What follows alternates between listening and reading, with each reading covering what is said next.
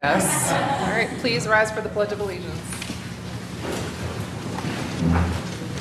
I pledge allegiance to the flag of the United States of America and to the republic for which it stands, one nation, under God, indivisible, with liberty and justice for all. And if you could take a moment to silence your cell phones, we have one proclamation this evening, and that is Bee City USA Pollination Celebration Month. And I know Phyllis is here, and I also have down here that Dawn may be here, but I see several bees in the audience, so I'll just invite all the bees up for this proclamation.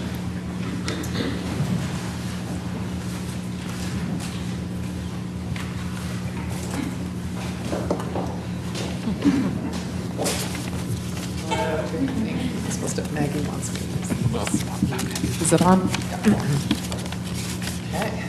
Whereas pollinator species such as native bees, honeybees, and other insects are essential partners in producing much of our food supply, and whereas pollinator species provide significant environmental benefits that are necessary for maintaining healthy and diverse ecosystems, and whereas the City of Asheville supports pollinator populations through recommendations to developers and residents regarding landscaping to promote conservation stewardship, including planting native species and minimizing pesticide use. And whereas in 2012, the City of Asheville passed a resolution to become a Bee City USA. Now therefore, I, Esther Manheimer, Mayor of the City of Asheville, do hereby proclaim June 2017 as Pollination Celebration Month in the City of Asheville and encourage all citizens to recognize this observance in Asheville, the inaugural Bee City USA.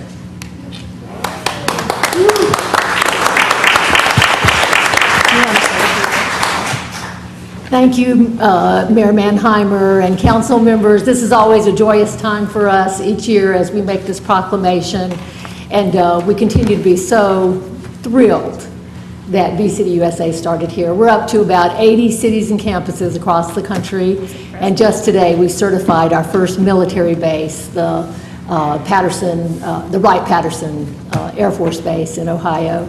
So it continues to grow, and Asheville continues to set a great example for other communities across the country.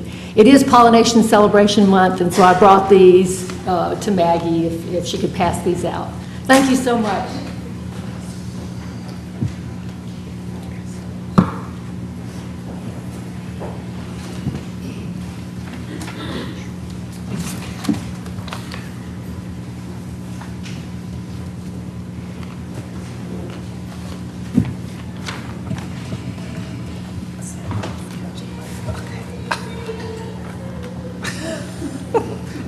Celebration out in the hall. All right, the next item on our agenda is the consent agenda. There are several items on the consent agenda. Does anyone have any questions, comments, or want to highlight anything on our consent agenda? I just want to highlight item B. Yes, please highlight. Okay. We've actually got two resolutions on our agenda tonight related to climate change. There's one in this section, and then the other is down under new business. The one that's here in the consent agenda it's a resolution calling on really the state and the federal governments to establish a goal of 100% clean energy in all sectors by 2050. That resolution was adopted by SACE, our sustainability committee, before the Trump administration pulled out of the Paris Accords. So in the wake of the Paris Accords, the Mayor Manheimer signed on to the mayor's agreement, and that's how we have the other resolution. And I guess I just want to sort of, I don't view them as being inconsistent, and I hope others don't as well. I think what they do is indicate an ongoing commitment from the city to pay attention to these issues and to get to clean energy as soon as we can. At the last SACE meeting, they announced that they were going to start looking at the city's carbon reduction goal, which is currently 80% carbon reduction by 2030. By 2030. And so they, I think certainly in light of both of these resolutions, and in light of a lot of the other energy work that the city is doing right now, they're going to be looking at that carbon reduction goal and looking at this sort of newish goal that's out there around 100% clean energy in all sectors. And so it may be that in a few months there's a proposal from that committee for the city to set a new goal. We don't know where that, I don't want to prejudge where that process is going, but just wanted you to know that the conversations are started within SACE about whether we're... Hold on, whether there are our seats up at the second row, folks. Folks in the back, there's a whole row in the second row, sorry. That's all right. There's already conversations going about whether that is the right goal for the city or whether the city should be establishing a new or different goal in light of, again, the recent activities. So just wanted to lay that out. Ladies and gentlemen standing in the back, there's a whole row right here. The second row's open. Okay.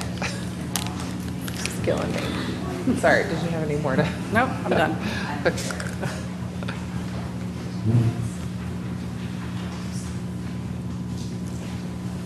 There's other seats in the middle of that area over there as well. There's several seats over there as well. I think the moms want to stay with the kids. Might be one of the issues there. Okay, any other items to highlight on our consent agenda? I will entertain a motion, please omit item O in your motion. Whoever makes a motion. It'd just be a motion to continue, please, on that particular. You want a separate motion to continue item O? Okay, we need a separate motion to continue item O. Do I have a motion to that effect? Yes, a motion to move item O into the future. Second. Okay, all those in favor, please say aye. Aye. Okay, so now I need a motion to approve the remainder of the consent agenda. I make a motion to approve the consent agenda excluding item O. Second. All right, we have a motion and a second. Is there anyone wishing to comment on the motion to approve the consent agenda? Okay, all those in favor, please say aye. Aye. Any opposed? All right. We have one presentation and report tonight under the, by Mr. Collins. It is the homestay permitting update. This is an update we asked for to be presented to us, I don't remember, periodically, quarterly, biannually, something like that.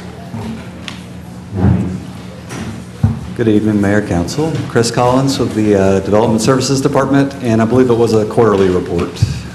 Thank you. And we'll go over briefly the program and take you through where we've been since December, which actually, even though it's quarterly, I think was our last report, and see what questions you may have. Just briefly, the homestay program, of course, the timeline I'm going to show you tonight kind of begins in November of 2015 when we made some ordinance changes to what a homestay permit is and started conversations about enforcement. So in a time period from November 2015 to November 2016, that's a 12-month time period, this graph right here illustrates 102 permits issued, but an average of what works out to be about 15 and a half homestay permit applications per month. And that was kind of the normal for those 12 months. Moving on from that to the next 12-month period, November 2016, July of 2016 is when council had asked for some increased enforcement. That's kind of the timeline mark between these two time periods. Took us a while to ramp that up, but beginning in November of 2016 to present date, or to the end of May when the report was published, that 7-month period saw 256 total homestay applications come in to the department. All that resulted in a grand total of 326 active homestay permits currently in compliance with the city. So those are all our applications that have been approved, inspected, and are meeting the regulations as set forth by the city.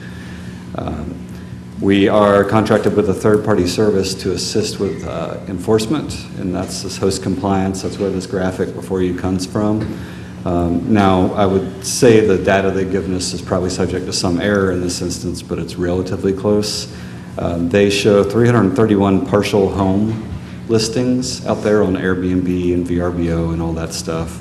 and that is in comparison to the 326 homestay permits that we have that are in active status. That's significant because partial home listings are those that are likely to be eligible for a homestay.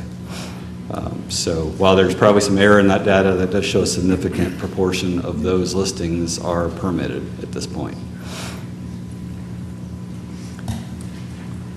Geographic distribution, and as you've seen from our former presentations, it's been pretty much heaviest north and west the whole time. That trend has kept up with a few coming in east and a little bit of activity in the south. Follows a lot of our density trends as they exist outside of this area. The spike that you saw in the homestay permits that came after an uptake in enforcement was, by staff's observation, likely attributable to a lot of the enforcement activities we were conducting. Properties that were given notices of violation that could be eligible for homestay permit often came into compliance that way. So the graphic in front of you now represents November 2015 to April 2016. Time period's a little different because that is when we changed our tracking method for short-term rental violations. Simply, we changed the entry in our system on how to do it, so it makes us break them up in these time periods. But you'll see basically during that time period, our highest issued number of violations that during period came out to 8, 7 being the mark identified here, just so you can see what we're going on here. From April 2016 until basically present day, we stayed pretty low, hovering around that low single digits to tens for a while, until November when we contracted with our address identification service, which was our major challenge as staff, was figuring out where the properties were in violation. And then you see an uptake where we've actually issued 80 violations in December, 121 in January, 115 in February, and so on.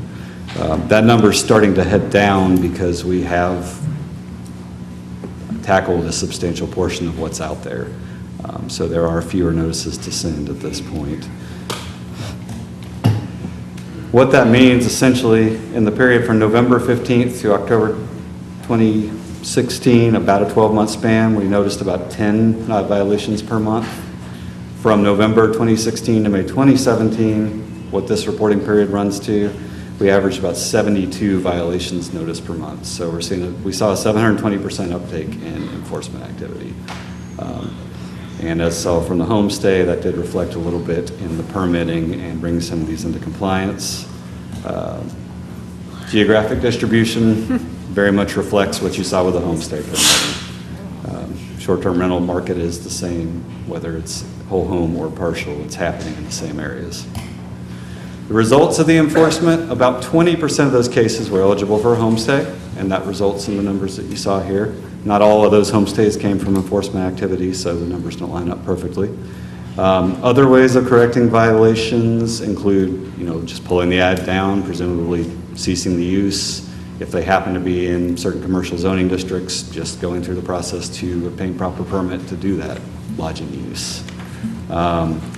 We do have several people who go in and change it to 30-day minimum rentals.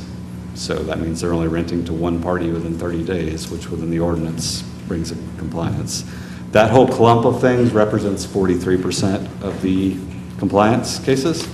And then we do get about 7% of the complaints and investigations that come in to be unfounded. So that all said, the current state of the market, we started with over 1,100 properties being shown by Host Compliance, who was identifying these properties for us. That number is now down to 883 total listings for short-term rental within the city limits. We have 326 active homestay permits. And now this last number has a big asterisk on it because our system does not exactly track it, but I wanted to give you some idea of what the rest of the legal listings looks like. So staff estimation is somewhere between 50 and 60 that have come in to do a legal change of use in an allowed zoning district. And that would be changing over from, say, a single family to a lodging use in a commercial district.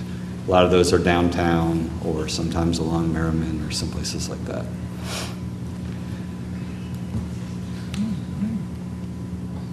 And that's where we are now. I can take any questions. Any questions?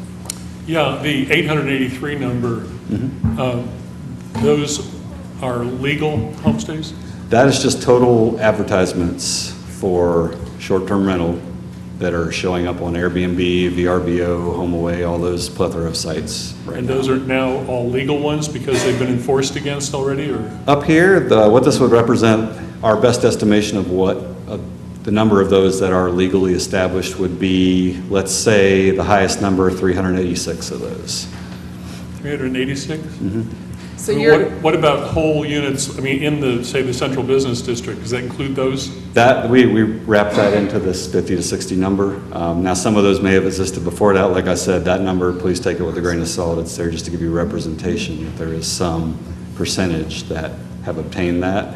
Our feeling as staff is close to that number, but that would include central business district units, yes. So does that mean we have about 500, we still have about 500 illegal Yes. short-term rentals? Okay. So I didn't mean to jump in, but I was That's just, okay. I was That's trying what I to was draw trying to your establish. conclusion. Yeah, Okay. thank you. So then I've got a question. If you go back to the graph about enforcement seems to be dropping off, and yet So- we still say that they're 500. Sure. Yeah. And the compliance service we use, and backing up, in the very beginning, the biggest challenge is you go on these Airbnb sites, VRBO sites, people go to great lengths to make sure the property cannot be identified. The maps will show maybe a quarter-mile radius, and then you're lucky if there's a picture of a chicken in the backyard or something. It's very little there. this is the same chicken. Same chicken, yeah, as long as you can identify it. The host compliance service has returned us addresses on about 68% of those that are out there. The rest of those fall down to staff to investigate and find. Now, if you look at this graph right here, the lower numbers is what we're able to accomplish when we're doing kind of what I call the hunt and peck, or heading out in the field, driving up and down streets, trying to identify a color of shutters and things like that. So that's kind of close to where we're returning to at this point. We've gotten through what the host compliance service has given us. Now, they do add new listings every month, and we'll follow up on those. But that's represented by this spike ranging from November to current date, was getting through the body of that first huge, large set of results they gave us, which was And who was about- they? Say that again. Host compliance is the third-party contractor that is assisting with address Oh, identification. okay. And then I wondered if the permit fees that have been paid for the homestays come anywhere close to paying for the enforcement effort. It is a little hard to match those up perfectly, but, and I didn't write it down, but I did run those numbers recently. $200 is the cost for a homestay permit. They are renewed annually, but you can extrapolate that $200 by the 326 active permits we have, and that does come out to be a substantial number, but it does not cover the cost of the enforcement program, no. Doesn't come close, really. No. And I have one more question. If you go back a couple more, it was the slide about the resolution of the enforcement cases. That, Almost. maybe one. There we go. Yeah. So there's 30%. What happens to the other 30%? There are various smaller categories of what happens to them. I mean, some of them head into citation. You know, I guess that's, a lot of them end up there, either going into citation or paying the fines, or we have several that are open and ongoing right now. We have some that go to citation and get referred to legal for further follow-up, things So of they that sort of, nature. those other 30% are moving into the enforcement arena. Exactly. Those are the ones that necessarily did not come into compliance. Thanks. Any other questions about this presentation? There's no action for us. This was just an update. Thank you. Thank you. Okay, we're to the public hearings portion of our agenda. The first item that we have under public hearings needs to be continued, and let me give a little explanation of that. That is the public hearing to consider our future ordinance for substation buffering. So as you know, the challenge of Duke trying to locate new utility substations in our downtown area has proved to be extremely challenging. And so we have a lot of folks engaged in this process. We just had another meeting today. We had one last week. Duke has shifted off of all three initial sites. That was the Matthews Ford site. There was a site at Hilliard. an Ashland, and a site on Hill Street next to the new Isaac Dixon. They've now shifted away from all of those sites.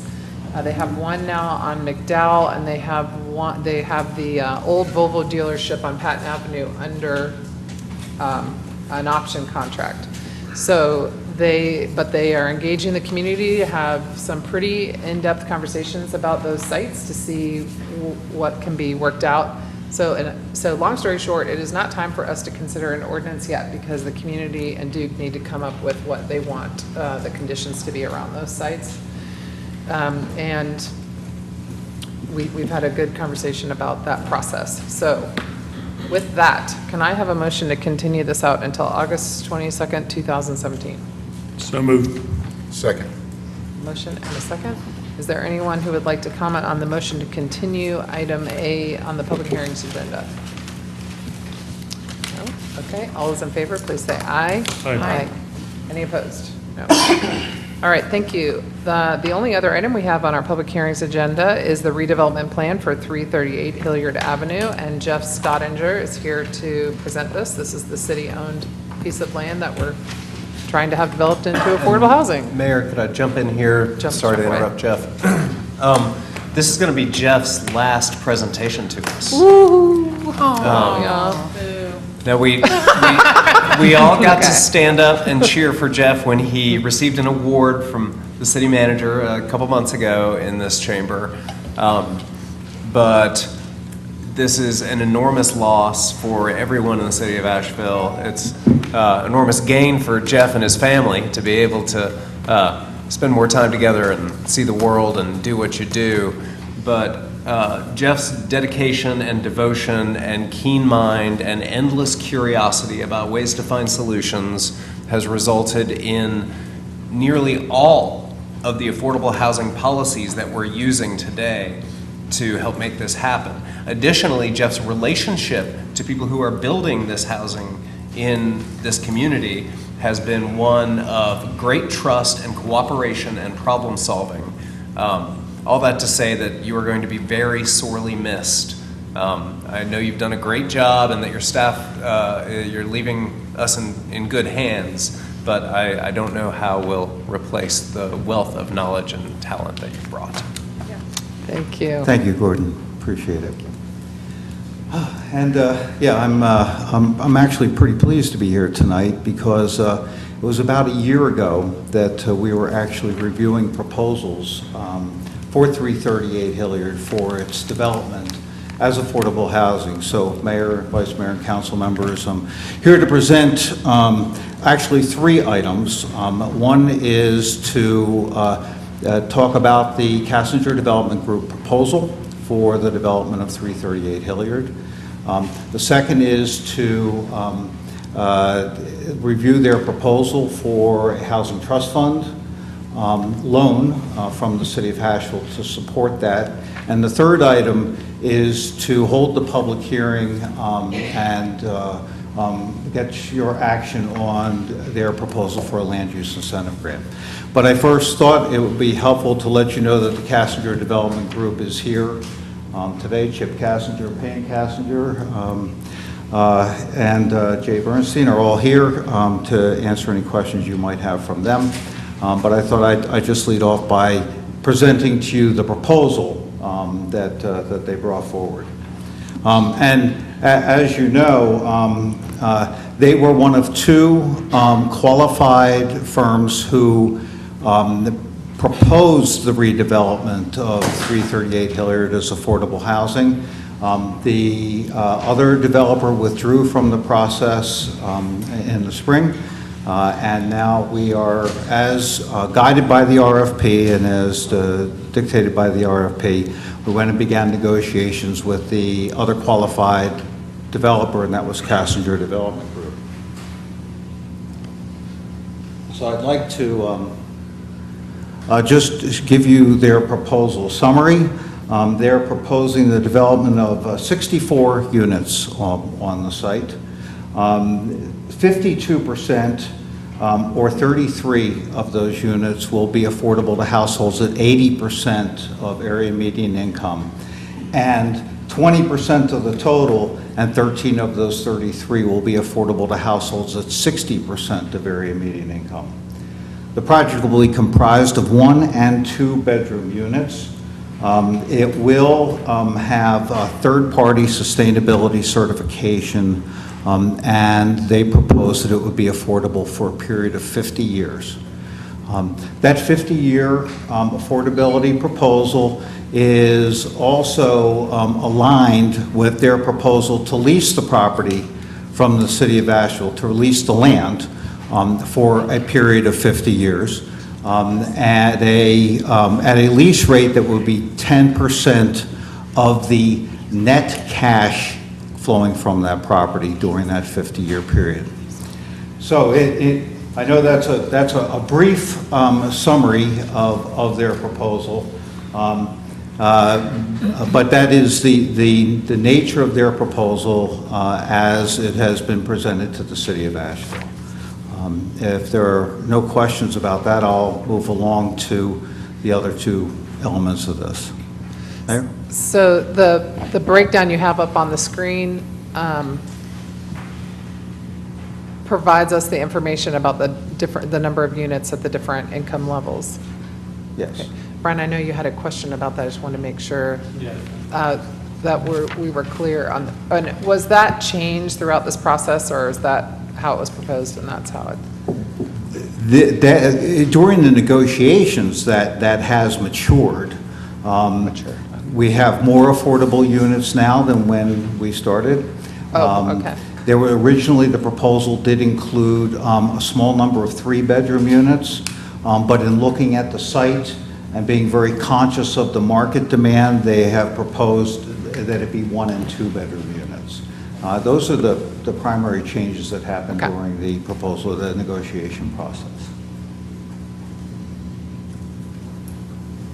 Okay. I'm guessing that the reason we can get a 50-year agreement is because the city's making the land available. I mean, often it seems we get 15 years on affordability. And Yes. that's the significant difference here, right? This is a very significant difference. Well, we certainly brought to the table the council's ongoing interest in pursuing longer periods of affordability, and the developer is proposing that in tandem with the lease. Now, on a market lease, we would certainly be expecting some level of guaranteed return over a 50-year period, but this is tied in many ways to the success of that development and leasing up and providing a lease that is indexed, in fact, to the cash flow that the property provides.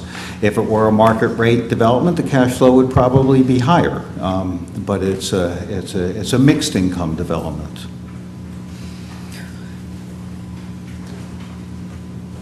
You may be covering this later, but in the staff report, it says that the total incentives are $47,619 per affordable unit, but that does not take into consideration the return of some revenue to the city?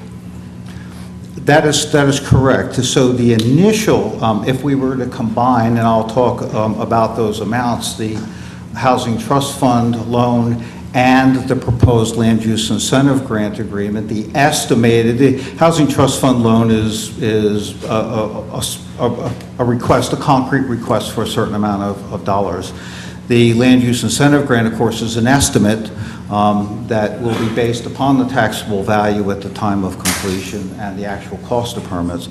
But if we combine them, the cash incentive of those things, and I'm not really calling it subsidy per se, because there is a return from both of those over time to the city of Asheville, but the is at that per affordable unit at approximately that estimated at this point in time at that $47,600 amount. Now, if we look at the actual payments over time, cash on cash, the city actually would see a if all goes well according to projections, would actually see $3 million returned in cash, the full payment of the loan at 2% interest, the lease payments, and then the property tax return on a property that currently isn't taxable. What will those dollars be worth in 50 years from now? We also have done some analysis of that and estimate that the actual subsidy the city would be providing, if we look at the net present value, that would be about $24,000 per unit. Per affordable unit, Right, correct. which makes that 47,000 go way down. Indeed. Right. I mean, because 47,000 per affordable Sounds like unit is it's actually a little outside our high. parameter. Right. You know, normally I think we're shooting for 25 to 30, but in this case, because we're getting cash flow coming in, Right. I just wanted to point that out because this does look really high, but yet if you net the cash revenue coming in, it gets it closer to And our guidance. that is not, by the way, that net present value doesn't include the actual property tax payments, since if we assume that it would be a market development, then we would have property tax payments as well on that. But I included it in my staff report as a calculation because there's no tax revenues coming from that property today. Right. If I may move to the Housing Trust Fund application, the developer is looking for funding from the city of Asheville through our Housing Trust Fund. They're proposing a loan of $1.28 million, which is $20,000 per unit or $38,000 per affordable unit, at an interest rate of 2% over a 50-year period, so amortized over 50 years. The one caveat is that the financing is going to require that their conventional loan on this project achieve a 1.3 debt to the DCR debt coverage ratio in terms of their cash flow. These projections, frankly, show that that'll be achieved somewhere between 2 and 10 years. How quickly the project leases up, how costs actually flow. But at that time, when it achieves that, the developer will then begin paying the balance at 2% interest. So it actually will be a performing loan. We'll have principal payments up to that point. So there will be payments being made on the Housing Trust Fund from the time of typically the certificate of occupancy is when we start beginning those payments. Otherwise, this is a loan that is essentially being requested and made at policy. So just to tell you that. The developer is also seeking a land use incentive grant. And is the subject of the public hearing. The land use incentive grant for this location with that promised period of affordability scores out with 100 points, and staff and the developers agree upon that scoring. And that would make the project eligible for a 10-year land use incentive grant, which is the difference between the taxable value of the property today, which for working purposes we're assuming is $450,000, and the tax assessed value at the time of completion, as well as providing a grant in the amount of the City of Asheville permit fees for the property at 100%. And that will be based on the value of the improvements to the property, because it's still city-owned property. Yes, correct. Yeah, that's simply stated, yes. And the permits cost will be based upon the actual cost of the permits at that time. The development meets all the other conditions and requirements in the land use incentive grant policy, and in fact the scoring and the proposal is again in line with the land use incentive grant policy. I have nothing more to add before the public hearing except to answer your questions before you open that hearing. Any other questions before I open the public hearing? No? Thanks. Okay, I'm opening the public hearing on item B, parts 1, 2, and 3 on the public hearings agenda. Is there anyone wishing to comment on this item? Yes. You have 3 minutes to speak, and just watch the lights on the lectern. Saber and Raven, just a quick question for you guys and staff. When discussing things like this, instead of simply saying 60% AMI, 80% AMI, et cetera, can you tell us exactly what that currently is so everyone knows exactly what we're talking about? If we're calling this affordable, who is it going to be affordable for? Yeah. Thank you. Good question. So let's get that number. If Jeff's got it, so it's unique to every community based on what the average income is here. So if you've got those numbers, that'd be great. So for the size of the households that we're talking about here, which are primarily 1, 2, and 3 person households considering the size, we're talking about 80% of median income being a range between $30,000 and about $40,000 annually. For 60% of median income, we're talking a range for a single person at about $22,000, $23,000, up to a 3-person household at about $30,000. And do you have any idea what the rents then would look like? Can you give us some idea of what the rents for the 1, 2, 3 bedroom? Sure. For the 1-bedroom units, the rents will be in the $650 a month range. And for the 2-bedroom units, the rents will be at the 80% AMI level, will be at the $900 range. Also, the developer and the city have discussed that voucher holders will be eligible for those units, and that is households at 50% of median income whose rents would be supported through a housing choice voucher at the Housing Authority. Okay. And the rent rates for that 60% AMI? The rent rates for the 60% AMI, if for a 1-bedroom, it's going to be in the $500 a month range. For the 2-bedroom, in the $700 a month range. Thanks, Jeff. Thanks.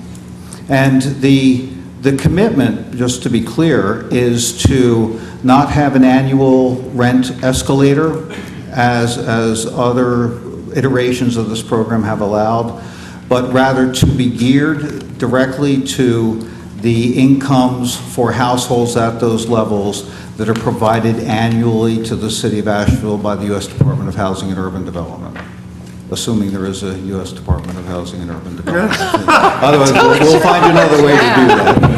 Just rolled on your way out. Oh, yikes, okay.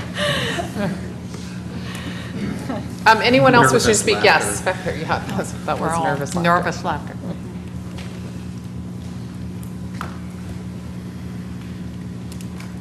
So I'll just say that I'm a little bit new to this, but looking at these projections, 0 for homeless people, 30%, 0 for people at a 30% income bracket, 1-bedroom at $650, 2-bedroom at $900. That's about market cost. This really looks like it does almost nothing for our actual low-income people. And as someone who's taught low-income children my whole life, and someone who cares very much about those people, I don't see this as much of a step.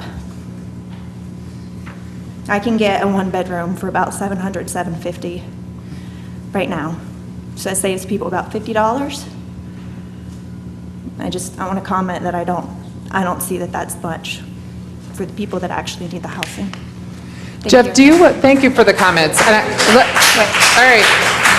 all right, guys, let me just remind you to not clap during the agenda. That is one of our council rules. I know it's a bummer. And Miss, if you would provide your name.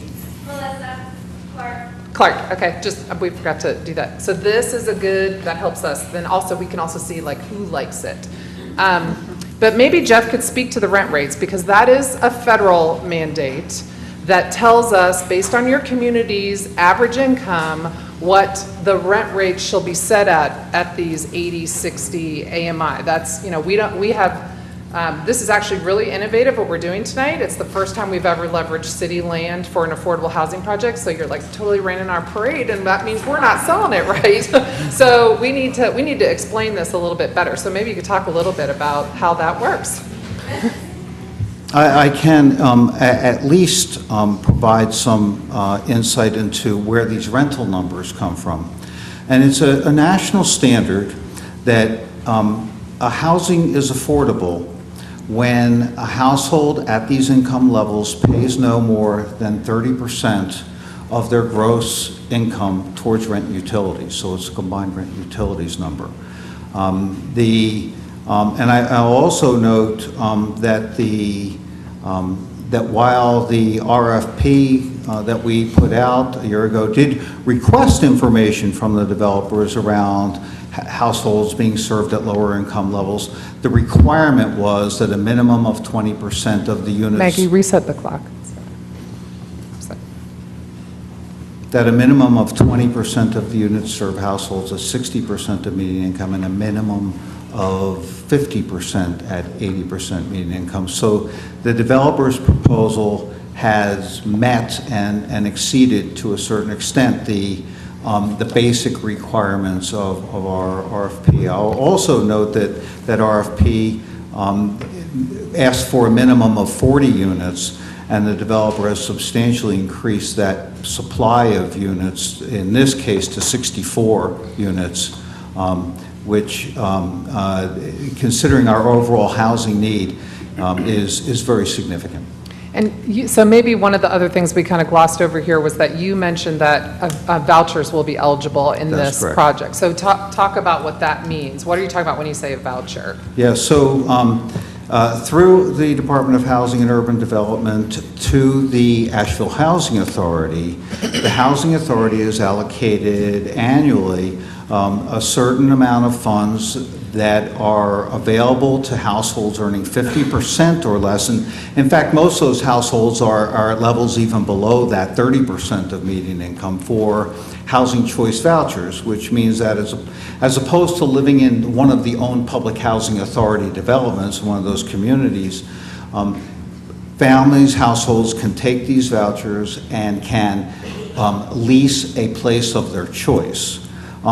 And that 80% AMI number that I talked about earlier is close to what's called the fair market rent, which is the maximum amount that a landlord can choose can choose to charge in order to have that voucher accepted. And one of the major issues that's happening in Asheville right now is that the supply of housing that is leased at that fair market rent has significantly declined through the years. So this will open up a significant amount of housing for folks who have those vouchers. And in this case, and I want to be clear about this, the developer is not obliged to take vouchers, but will review applications for tenancy equally among voucher holders and non-voucher holders. So the supply now becomes available to folks who are receiving some assistance and on the whole are very low income. Great, thank you. I have a question, Jeff. You said the developer met the basic requirements and in some instances exceeded those requirements. My question is, do we have the autonomy to increase those basic requirements as far as what's here on the screen? Do we enforce those? Can we increase? Increase those? You said the developer met You mean change our policy? You're asking, can we change our policy? to make it more affordable. Well, the developers here, this has been the agreement that staff has brought forward. It's an agreement that was recommended to you by the Housing and Community Development Committee, so it's had that review. I would say in future, and so you can do what you need to do. You can accept or reject or whatever you need to do relative to this proposal. I would say that if it's councils would like to, in future city land, to write those requirements into the RFP, again, that is certainly council's So product. that was my basic question. We do have the autonomy to increase these requirements to make it more Absolutely. affordable for individuals if That- they're going to that's develop on absolutely city correct, land. Councilman. Yep. I would So encourage. Keith, we approved the RFP for this? I get that. I'm totally on Okay, so you're board talking with about that. like the. I'm saying in the future for city-owned Sure. land that we possibly look at requiring a greater, improve these basic requirements so we make this more affordable for those in our community. Since it is city land, you know, So- we don't have to leave it. I think it's a great idea to look at that, but I want to bring us back to the numbers and the reality of the situation. We had Tribute Company come to us with a very different proposal. And which we were ready to accept, and then they ran the numbers on the construction costs, and they couldn't do it. So they revised their proposal with fewer affordable units, came back to the table, and we're like, okay, well, let's look at this one. And then they walked away from that one because construction costs had escalated to the point where they said, we can't do it. Did they have to pay for city land? We cannot make these numbers work. They did. So this isn't the city building affordable housing. This is the city partnering with builders who are willing to take a lesser amount in order to work with us to create this housing. What I want to say to the Kassinger Group is how impressed I am with the proposal that you have brought forward, because we haven't seen one like it. It's unprecedented that we're going to be leasing city-owned land for affordable housing. The 50-year affordability, unprecedented, never been done in this city before. This cooperative arrangement of a 10% return, again, never been done before. This is experimental new territory that these guys have offered to do with us. This directly attaching rent to HUD's AMI instead of having an automatic increase, it's not something we've ever done before. The commitment to having those vouchers accepted, again, this is not something that we see folks offer. I guess Kirk Booth offered it around the Simpson Street piece. I'm keenly aware that we are in the middle of an affordable housing crisis and these rents will not be affordable to everybody. Having some $500 rents out there for something that is locationally superior. It's bikeable, it's walkable, it's on the greenway, it's on the transit line, and it is very close to major employment centers. This is a win. This is a win. I'll add that the Affordable Housing Trust Fund gets paid back. The land use incentive grant isn't money that we lay out there, it's money that's paid in property taxes and then rebated. As with the permit fees, they are paid and then rebated. So as far as what this subsidy means, what it essentially means is that we are going to be loaning this land to the Kassinger Group for 50 years in order to help provide 33 affordable homes for people who live here. It takes a ton of work to bring people to the table for this stuff. I want to see it go further as well, but I also don't want to underestimate the good faith with which people are coming to us trying to figure this out with us, trying to make these numbers work, trying to work with HUD, trying to work with vouchers.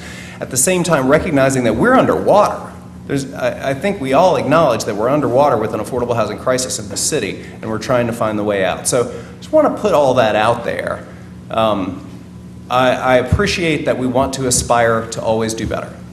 I think we also have to know the good when we see it and not make the perfect the enemy of the good. I understand all of that. And I think this is the first one. This is the first one. I get that. But I also don't want to undervalue what we bring to the table. I mean, they didn't have to purchase the land. So we're acting like they didn't, there is some added value in that. all of what you said sounds really good. I would say, tell that to somebody who can't still afford to live here. And it means absolutely nothing to them. And so, and I don't think that we should undervalue ourselves in the sense of we feel that developers won't want to build in the city of Asheville. That is not the case. And I think whatever we put on the table needs to be to a greater benefit to the communities that we're trying to serve here. So I get it. We can always work moving forward to make it a little bit better, but let's not undervalue what we are doing in this. It's not totally, hey, if we change this, if we make this better, that developers are going to run away because you know, Well, we there's had something one bad. runaway, so I don't know, that's untested. That's- So I mean, think- but- I think we need to, this isn't We can't be perfect. scared need- of that. We don't I don't we think don't we have are. to, we don't even have to offer this land. So Well, what would wait. be the market rate if they had to pay for it? That doesn't offset any cost? Oh, it offsets a And tremendous it's not amount like of cost. because they're getting the vouchers, they're not getting their money. The person that has the voucher just isn't paying as much. But I think that it's worth noting that we only had 2 applicants. And if we made, if we required, and if we required a much higher percentage of affordability, would anyone apply? We don't And if no know. one applies, you get nothing done. That's the trade-off. So it's going to be different for every piece of property. If it's a bigger piece of property with more units, the numbers are going to look different. I mean, we can, I don't hear anybody disagreeing with you that we want to make as many affordable units as we possibly can on city-owned land. But if we don't have a private partner willing to take the deal that we put on the table, then we're nowhere. So it's, you know, as we move to the next property and the next property after this, we're just going to have to see, I mean, it's a dance. I think what I'm saying is, I understand that, and I'm appreciative of the efforts that everyone involved has put forth to make this happen. I just don't want us to undersell ourselves on what we can actually do for individuals in the community. You know, we don't have to have this out there by any stretch of the means. We could sell it and do something else with it, but that's not the case. And so let's try to make a better effort, in my opinion, moving forward. This is a monumental thing here that we're already doing, but let's take it another step further and see what we can get. We don't know. You know, maybe there will be no one else that wants to do this, but we don't know until we try. Well, we did approve, this body did approve the parameters. We put it out there. So that was kind of our opportunity to say, here's the parameters. So this discussion, next time we'll get to be a little more meaningful because now we've seen how it looks on the backside. So I think that's this is our first time, so we're gonna have lots of other opportunities. We're doing some due diligence right now on some other city-owned properties to see what's best for the next project. This is the public hearing portion of this. We turned into the public. So, yes. Can I ask one question while this person's coming up? Jeff, or maybe someone from the Cassinger Group, to Gordon's point, what would a one-bedroom unit at this kind of locational efficiency, brand new, cost? So, okay. You mean what's market? Yeah, market rate. And, so the market value of a one-bedroom in this location will probably be somewhere around $1,200 to $1,300. Thanks.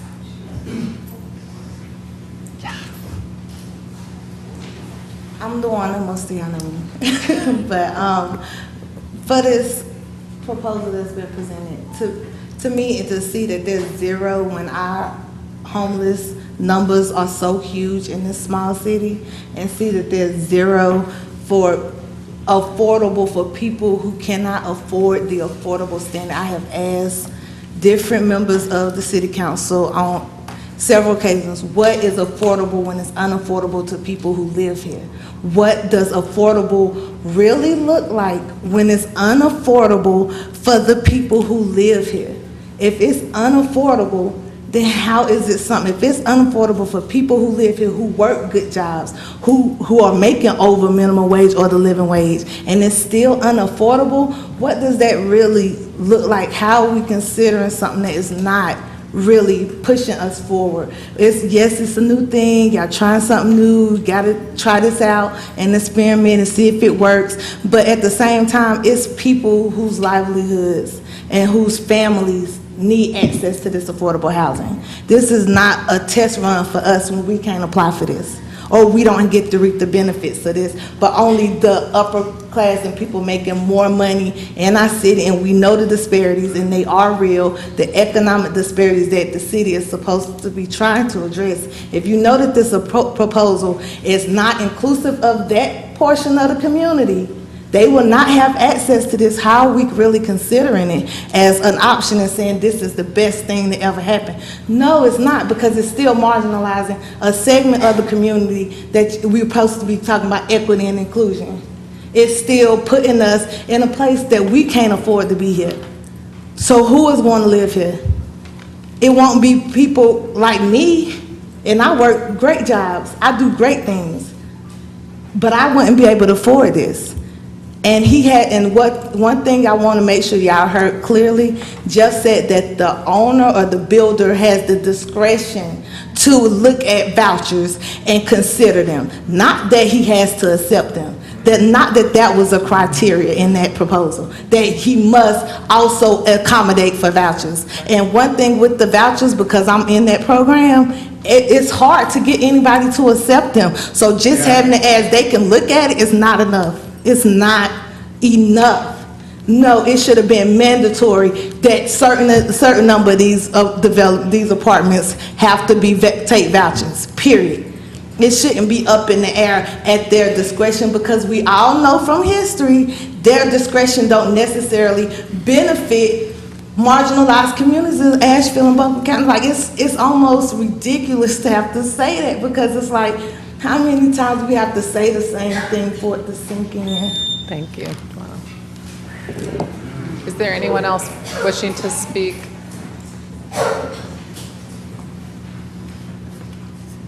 I can't tell if people are leaving or if they're coming to speak. Okay, you're here to speak.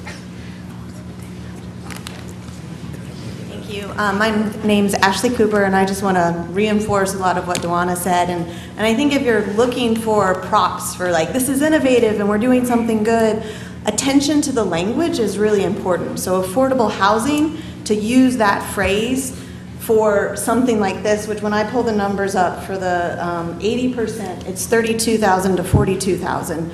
So to be calling that affordable housing, like the other folks have said, that's market rate. So I think that if you're wanting to be seen as the efforts that it feels like you feel that you're putting in by doing this innovative thing, maybe getting a bit more nuanced and being more articulate and specific to what's being done, because it feels like it's just language games to pass something through that will appease the need for affordable housing, but doesn't actually address the issues for people who are needing housing, except for that bracket of folks who are white, middle class, tend to be coming here for the excitement of Asheville, and so I could live close to downtown. I can fit into that bracket. That's where my rent is, and I'm not in that place of needing affordable housing, but I could live in this place right here. So it's appeasing to a certain population of people, and being more specific about that, so that then we can be specific about when we're actually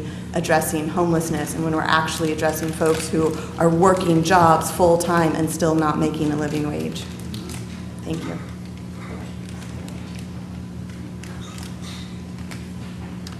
Okay, is there anyone wishing to speak on this item who has not yet had a chance to speak on this item? Okay, I'm going to close the public hearing on this. Do I have questions, comments, a motion? Just a quick comment around the term affordable housing. I hear you have wrestled with this one for years. Like, what? If you can't afford it, it's not affordable. That's the bottom line. It turns out affordable housing is the term that we are using from HUD. It's the term HUD uses. These numbers around 80%, 60%, and 30%. It's to keep us aligned with some of these HUD pieces. I'm open to whatever we want to describe these units as. We also know from the Bowen report and the update of the Bowen report that there is significant need in these areas, in these income sections as well. Yes, there is also need for more homeless units, for more units for people on fixed income, for more units for people who are at minimum wage. But I do want to say that if we were to issue an RFP and say, here are all the things you have to do, and no one came back and said, we'll do that, then what we have is nothing. What this is 33 homes for 33 families living at 60% and 80% AMI. And that some people will dismiss that as not important, but it will be important to the people who live there and for the lives that are affected in these places. So with that, do I need 3 motions on this? All right. So initially, Resolution. Can I make a comment quick before you? Go for it. While you're figuring out your motions? I think it's important to note that addressing affordable housing hinges hugely on federal money. It's not just city money.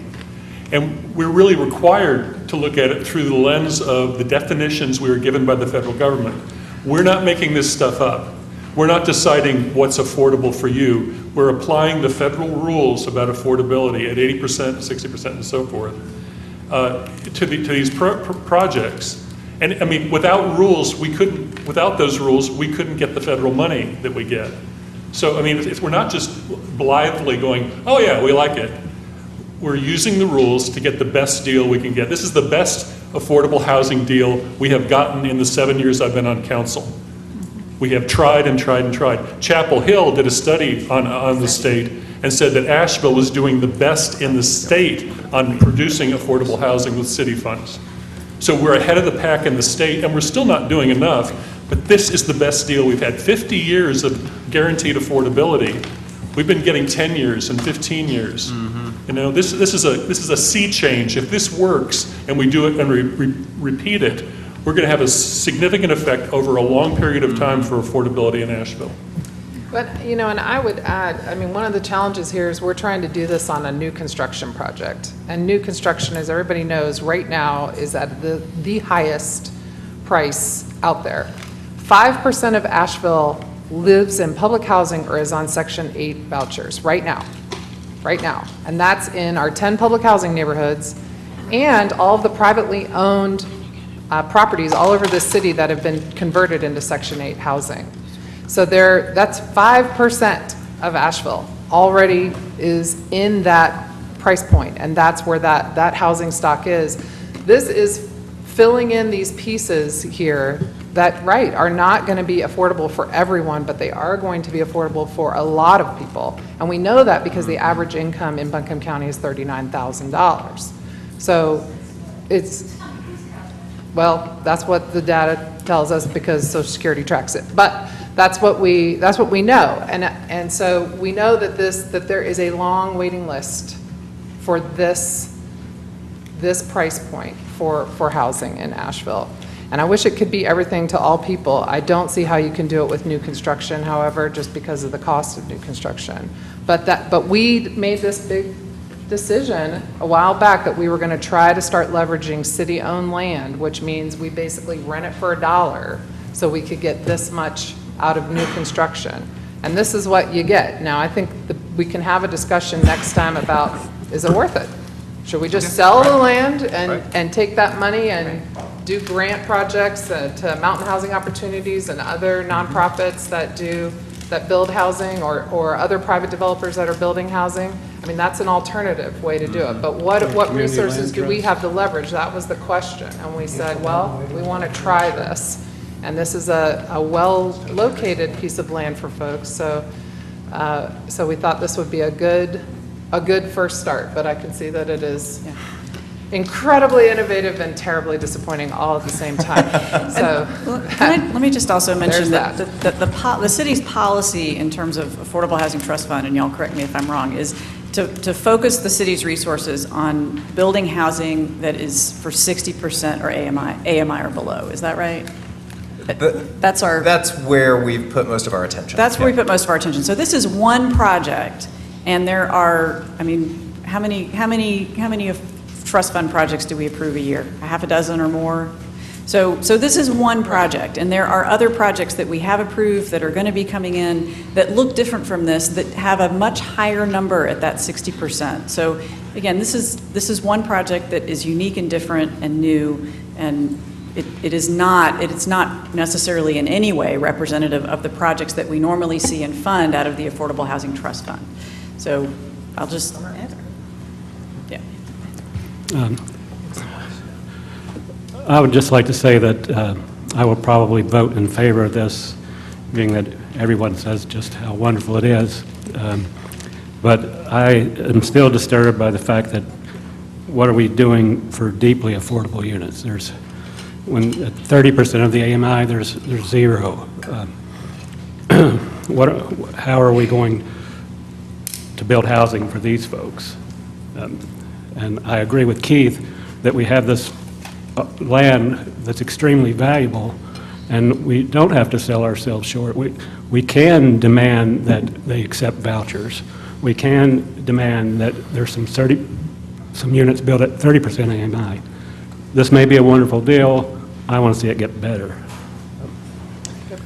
I'll say one last thing. What was that number you quoted, 39,000 as what now? Average wage. Average wage. So just. Median? Average, medium income. Average. Median is not. Median. Median is not mean. I think it's average, not. Okay. So just to put that in perspective for you all, you take Keith Young, a city council member, and you take him off of city council. I work for the state of North Carolina next door. I can't live there. So do you not want to, should we scrap this and go back to the drawing board? No, you've got to start somewhere. I get it. You got to start somewhere. My comments were made toward the next iteration of this. The next iteration of this needs to be, maybe we need to put a little bit more into it. Take our training wheels off and see what we can get. I'll be fascinated to see who accepts that invitation. Hey, you got to put it out there. You don't know until you try. But for tonight, and I understand that we've all given this the push forward to make it to this point. For symbolic reasons, I'll vote against it. Symbolic, okay. Well, again, I want to say that I'm grateful to y'all for riding this out. This was an invitation to help with something that the city desperately needs help with, and y'all accepted that invitation. That was made unanimously by this body. And if in the future those invitations are different, then I'm hopeful that people will accept them as well. With that, I make a motion to authorize the lease of city-owned property at 338 Hilliard Avenue to the Cassinger Group for an affordable housing development as written in the staff report. Second. Okay, we have a motion and a second. All those in favor, please say aye. Aye. All opposed? Aye. Okay. I'd make a motion to approve a loan from the city's housing trust fund, a loan of $1,280,000 at 2%, and with the language stipulated in the staff report. Second. I have a motion and a second. All those in favor, please say aye. Aye. Any opposed? Aye. And then the third one. Let me back up, because the language in the staff report that I just moved, I just want to make sure everybody hears this. 33 of the total units to families earning 80% or less of the area median income, 13 of these units being for families earning 60% AMI or less, including voucher accepted. So to be clear, the language in the staff report does restrict to include the vouchers. So heads up. And that the unit shall have a 50-year affordability period is in there as well. Was Do that I your have to motion? second that? Yeah, was that the motion? Yeah, that was, I made the motion. Okay, second. All right, we have a motion and a second. All those in favor say aye. Aye. Any opposed? Aye. And lastly, I Wait, there's move to another approve. motion? That was a correction of the previous motion. Oh, I'm sorry. Gotcha. Clarification. Clarification. Move to approve a land use incentive grant agreement for 338 Hilliard Avenue with the terms at the 10-year period as stated in the staff report. Second. All right, all those in favor, please say aye. Aye. Any opposed? Aye.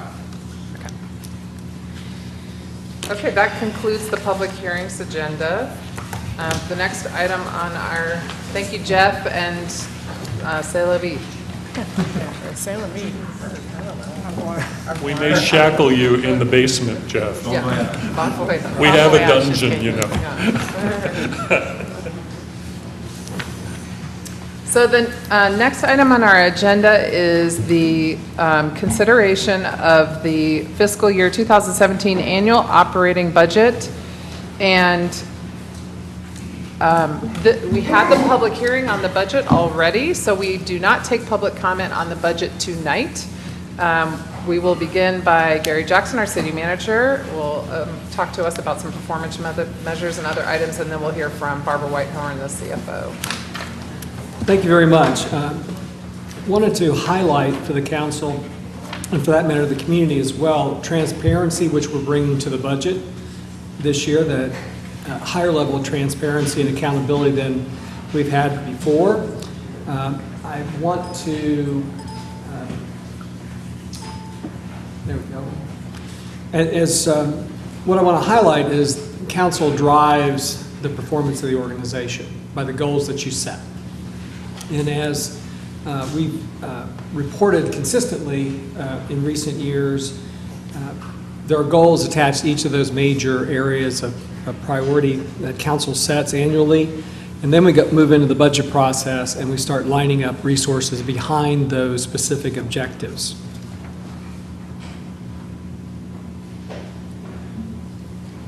This is a slide from page 42 in the budget document to give you an example of the kind of new and improved performance measures and outcomes that we're putting in the budget document.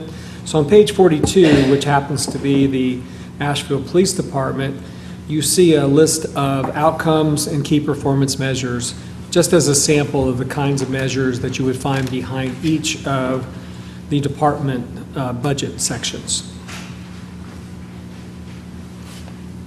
I want to highlight if I could, some adjustments that we made to these measures based upon council input.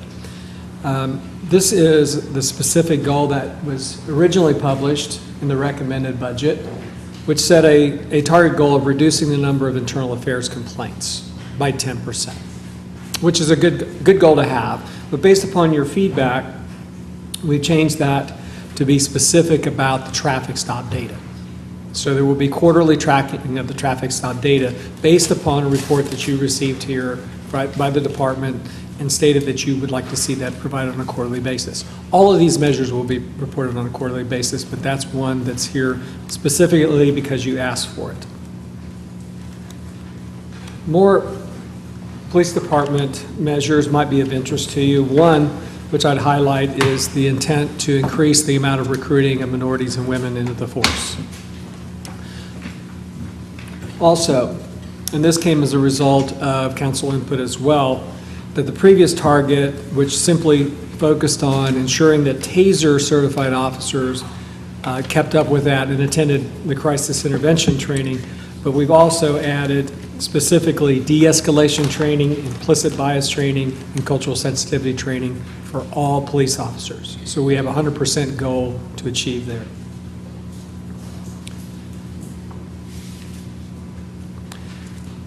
If you go to the fire department page, you'll see that they've had the same recruitment goal as we move into replacement of police and firefighters. Likewise, we have a lot of positions where we don't have traditionally a high number of minority and women applicants. Our human relations department is going to make a specific goal to increase those. So that goal is listed as highlighted here as well. Park Department is going to make a concerted effort this year to keep track of where their dollars go and to make sure that at least 30% of those funds go to underserved areas. That will be something we'll want to see pretty closely followed. Likewise, in terms of sustainability, this relates to council's strategic goals of addressing food deserts and making edible landscaping available on public land. You see that there's a target goal of 4 community gardens as well as 10 adopt-a spots set. And that will be actively managed, and these are performance goals, and accountability will be expected of the people working in those departments. Just another final example, community and economic development, as you know, is in the midst of doing a disparity study, and we're going to try to translate that into a 15% increase in certified businesses.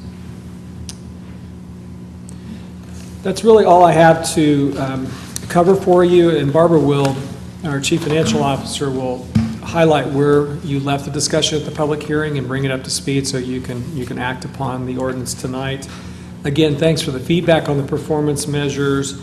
Council asked that we add the payroll audit. It was included in there. They also asked that we include the energy audits in the measures as well. So this will be is a work in progress, but hopefully it'll bring greater accountability. And as you see the quarterly reports, you'll see that we are achieving those goals.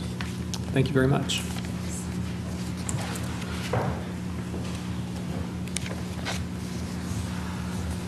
Mayor, members of council, Barbara Whitehorn, Chief Financial Officer. Give me just a second to get mine up here.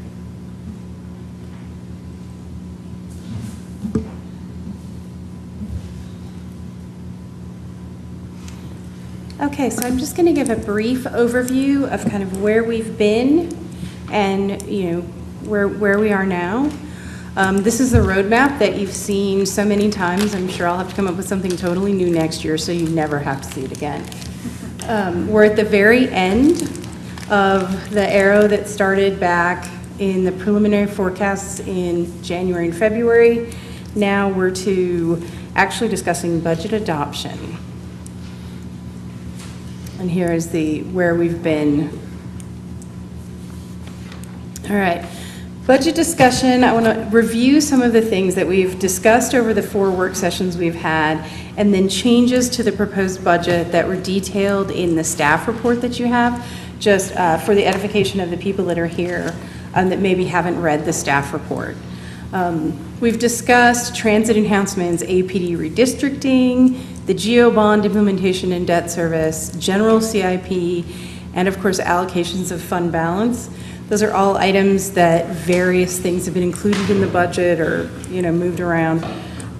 Specific changes that have been made since the proposed budget was submitted are the revenue neutral property tax rate was identified in the document as 39.5 cents.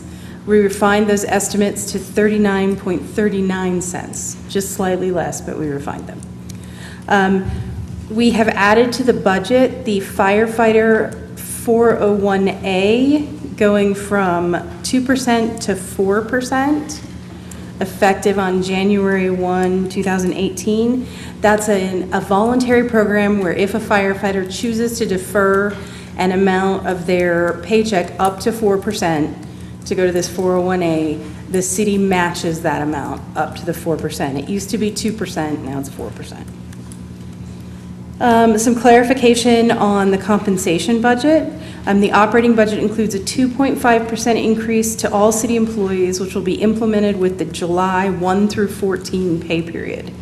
This is a general wage increase, and performance metrics for implementation of merit increases in 18-19 are included in management work plans.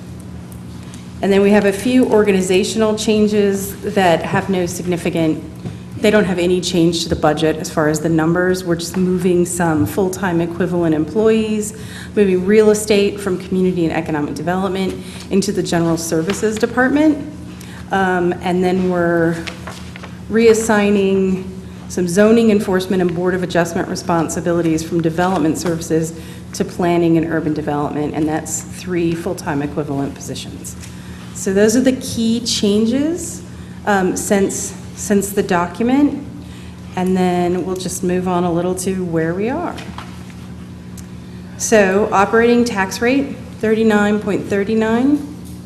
Debt service on GEO bonds, 3.5 cents. Transit funding, 0.5 cents. The proposed rate is 43.39 cents, which would be a reduction in rate of 4.11 cents. This is where we landed after the last work session. The total proposed general fund budget is about $121 million, and the total operating budget for the city is $176 million. So with that, I'll turn it over to y'all to discuss. Can you, Barbara, there's been some questions in the community about the version of the budget that's put online. Can you explain how that works and why at each meeting when we made adjustments to it, we didn't change the then document. Post a fully, Right. We don't normally change the proposed budget itself from its initial document form. Changes that we make, we track and then have them in the adopted budget. Having heard significant discussion in the community about wanting to see that, I think what I know what I'll do now and what we'll do moving forward is have a reconciliation that we put out there after each work session saying, here's what's in the document, here's what the changes are. And that way it'll be a little easier to track because we want it to be as transparent as possible. I have one fairly specific question. Either I misunderstood or some people in the community misunderstood. At the last discussion, we talked about finding $430,000 in the police budget that could be eliminated or moved to other purposes. I mean, look at it either way. My understanding was were things that could be delayed, pushed down the road, that purchases or whatever that weren't immediately necessary. Some people in the community understood it to be the savings that would be accrued by cutting down on overtime. And I'd like to know if... So where does the $430,000 come from? That's right. Where does that $430,000 come from? Okay. It comes from a number of different line items. It was actually, that were actually identified by APD management, Chief Hooper and her team.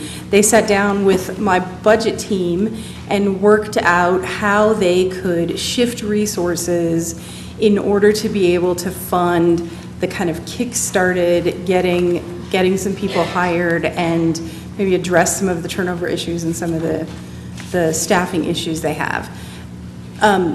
We can provide you with the individual line items, but they are just individual things that they're saying, this year we can forego buying this, or, we think overtime is one of the areas that we did cut some of. We don't anticipate a significant impact on overtime this year, however. Moving forward, we hope that when we have the additional officers in place, we will be using much less augment, which is a form of overtime, and regular overtime pay just to cover day-to-day shifts.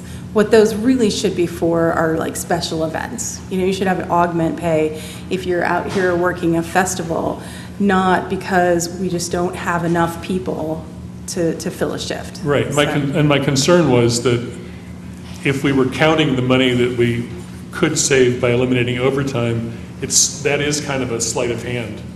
Whereas if they actually put off purchases, then we really did reallocate money. We are putting off purchases. Okay, thank you for that one. And the other question I had is, there's been some discussion about ways we could delay some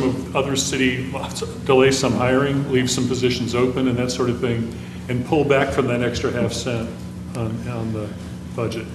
And I wonder what that would look like and what kind of appetite So we there have is. that at our seats. So I had asked, after talking to individual council members, I asked staff to come up with a plan to include the transit improvements, but without the additional half-cent property tax increase.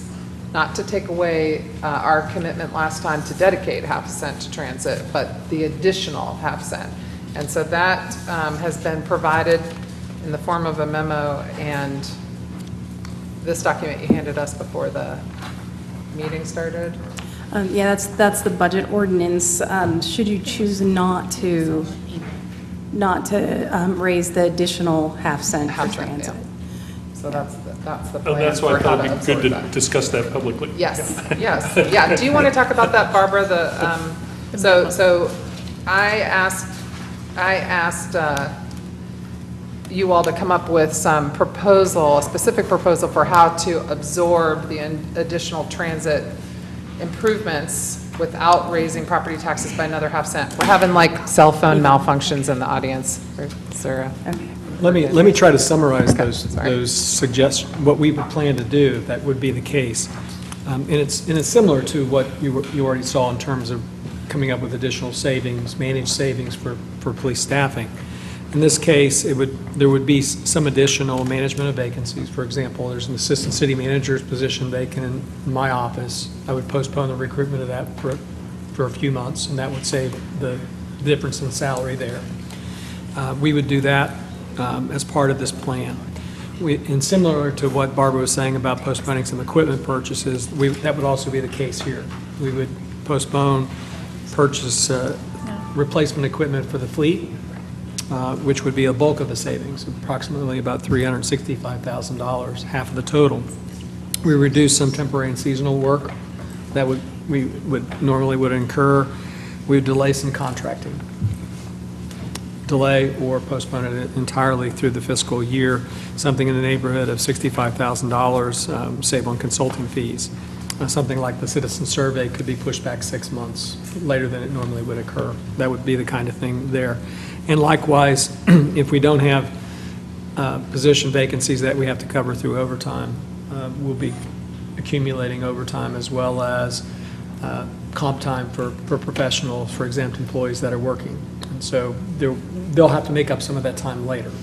But those are all management activities to get the work done, get the projects out the door, at the same time find some savings in salaries and benefits.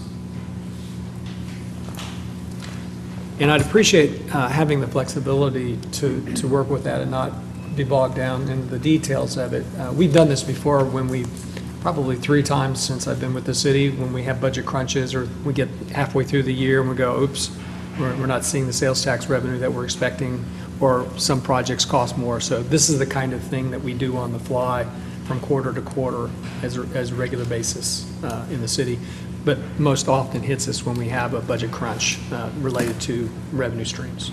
Gary, if we go ahead and make the decision to go ahead with nixing the additional half-cent in property tax here, could you come back to us in a quarter, and I mean, we're going to get a quarterly budget report, but just some indication about what the forecast looks like? Oh, yeah, we'll do the quarterly forecasting, but as Barbara indicated, once you approve a budget, then we'll go back in and change the line items. Yes. Because if you lower the tax rate, we lower the total revenues, we're going to lower the general fund expenditures. And so between now and the time we actually publish a document in July, there will be those adjustments that add up to this total. And so we'll give you an actual reconciliation of where we move the money so that you're aware of that. Okay. So this is an opportunity for discussion. We don't take public comment at this meeting. This is our opportunity to consider the budget. So I can recognize you for a motion if anyone else didn't have a technical question or a question for Barbara or somebody like that. And this means that we'll be voting, if we were to support this document, we're going to be voting for a budget that's smaller than the one that's on the screen here. Yes, Yeah. by half cent. By half cent, yeah. Yes. And so the tax rate will be 42. Let's go back to the last slide. 42.89 instead of 43.39. That's right. And just to be clear, it's not that was the half cent for transit. It doesn't mean that we're not still funding all of the transit improvements. It's just we're finding the money in a different place. That's correct. Just to be clear. So if you want to make the motion, I'm sorry. Go ahead. Ready, go? Yeah. Ready to go? Yeah, I've got, I know. maybe a We'll number of talk us about do, it. but I'm just, yeah. It's typed out, everybody, just. Okay, sorry. Ready? Okay. I move to approve the budget as proposed with all but one of the adjustments itemized in the staff report, and that would be to remove the 1/2 cent property tax increase. Instead of the 1/2 cent property tax rate increase, the city manager and department directors will determine a reallocation of funds within the general fund to cover the $630,000 increase in $630,000 in increased transit operations and the purchase of buses, and which would make the property tax rate, the proposed property tax rate, 42.89 cents, and the general fund budget total $120,705,145. Thank you. Do I have a second? Second. That's very specific. Good job. So I know Julie has prepared something she'd like to say. This is the comment period, and maybe others do, but I'll go ahead and recognize you first. Sure. Maybe then the rest of us can just say in what she said.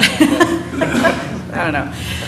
Okay, I'm just going to apologize in advance to this. Gordon put his fabulous statement out on Facebook. My thoughts didn't coalesce until this weekend, but I will encourage you to, this is going to take about 5 minutes, so I'm just sorry, because this is a big deal. The debate about this year's budget has been enlightening in many ways. My second time through this process, I have a much clearer idea about how it works and how council can influence it, as well as thoughts about how we can make it increasingly transparent. The debate has also illuminated some significant divides in our community that are real and troubling and that require attention. I very much appreciate the passion brought to this discussion by advocates on all sides. Robust public discussion always provides us more information and helps us make better decisions. The $1 Million for the People campaign has been effective in making change.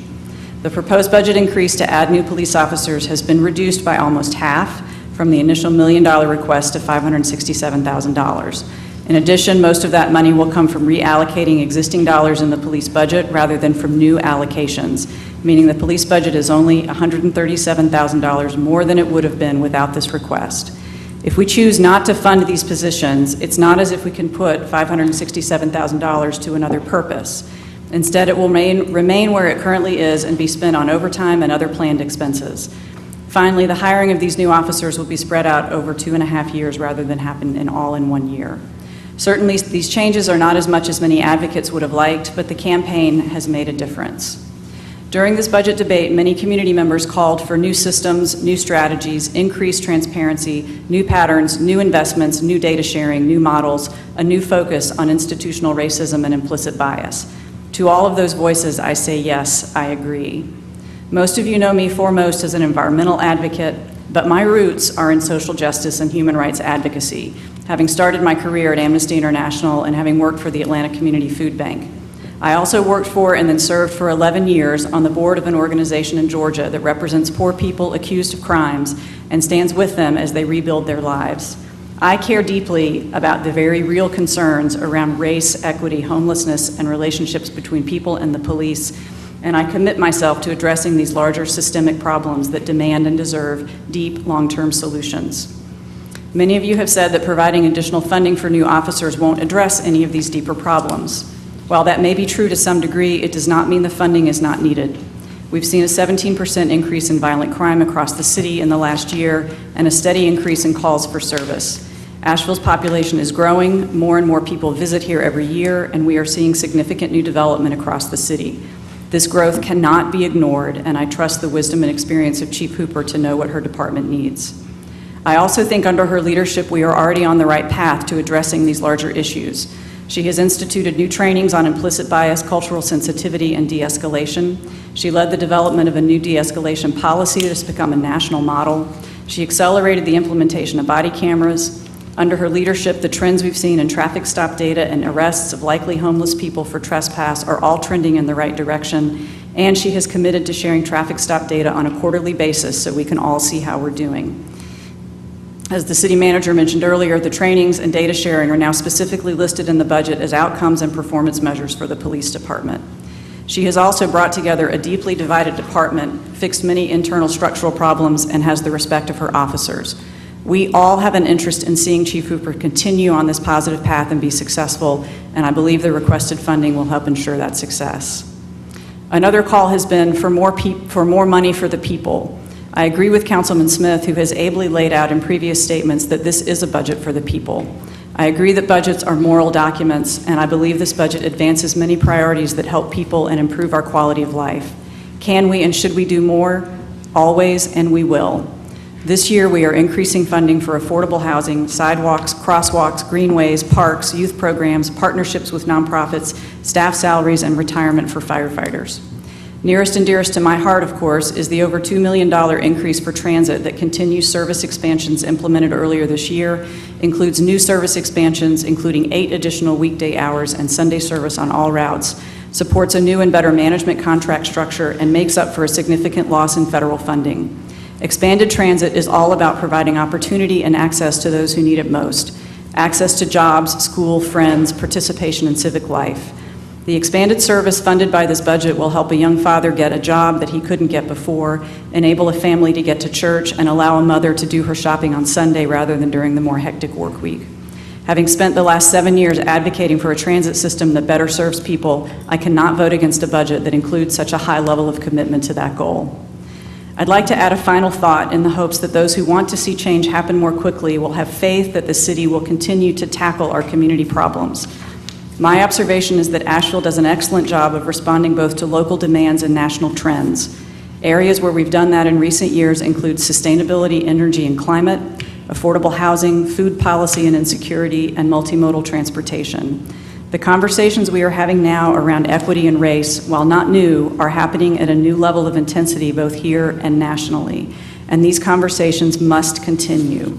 Asheville is being responsive. Creating an equity manager position is just one example, and I've already mentioned others. And we will continue to be, but we will not solve this problem overnight. Our work on these issues mentioned above has taken focused attention and hard work over several years to create the kind of lasting institutional change and commitment we now see on the part of the city. That is the kind of lasting change we need on equity and race, and that is where I will dig in and try to be effective in the years to come. Thank you. Okay, who else would like to speak on the budget? Yes, Keith. I would. Good words, Julie, good words. I don't know if I'll be as long as Julie or maybe longer, but I am going to try to take my time on this. I've prepared some words for individuals who I've spoken with. We've all gotten letters and emails, and based on what I've been able to discern is this is probably the most attention that's been put on a budget in a while in the city of Asheville. So I hope that I will do justice in my words, that they will come across understandably for individuals on both sides. It takes courage to use our voices to stand against what we believe as anti-democratic behaviors and practices, and to stand for more democratic ways of governing ourselves.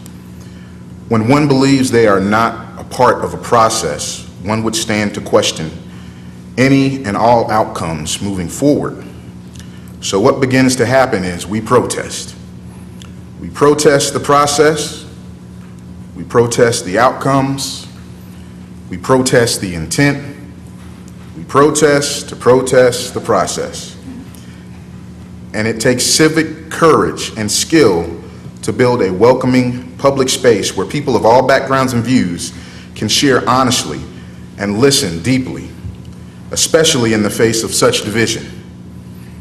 It takes courage to take part in dialogue, to sit down with others, especially when messages of distrust and fear bombard us daily.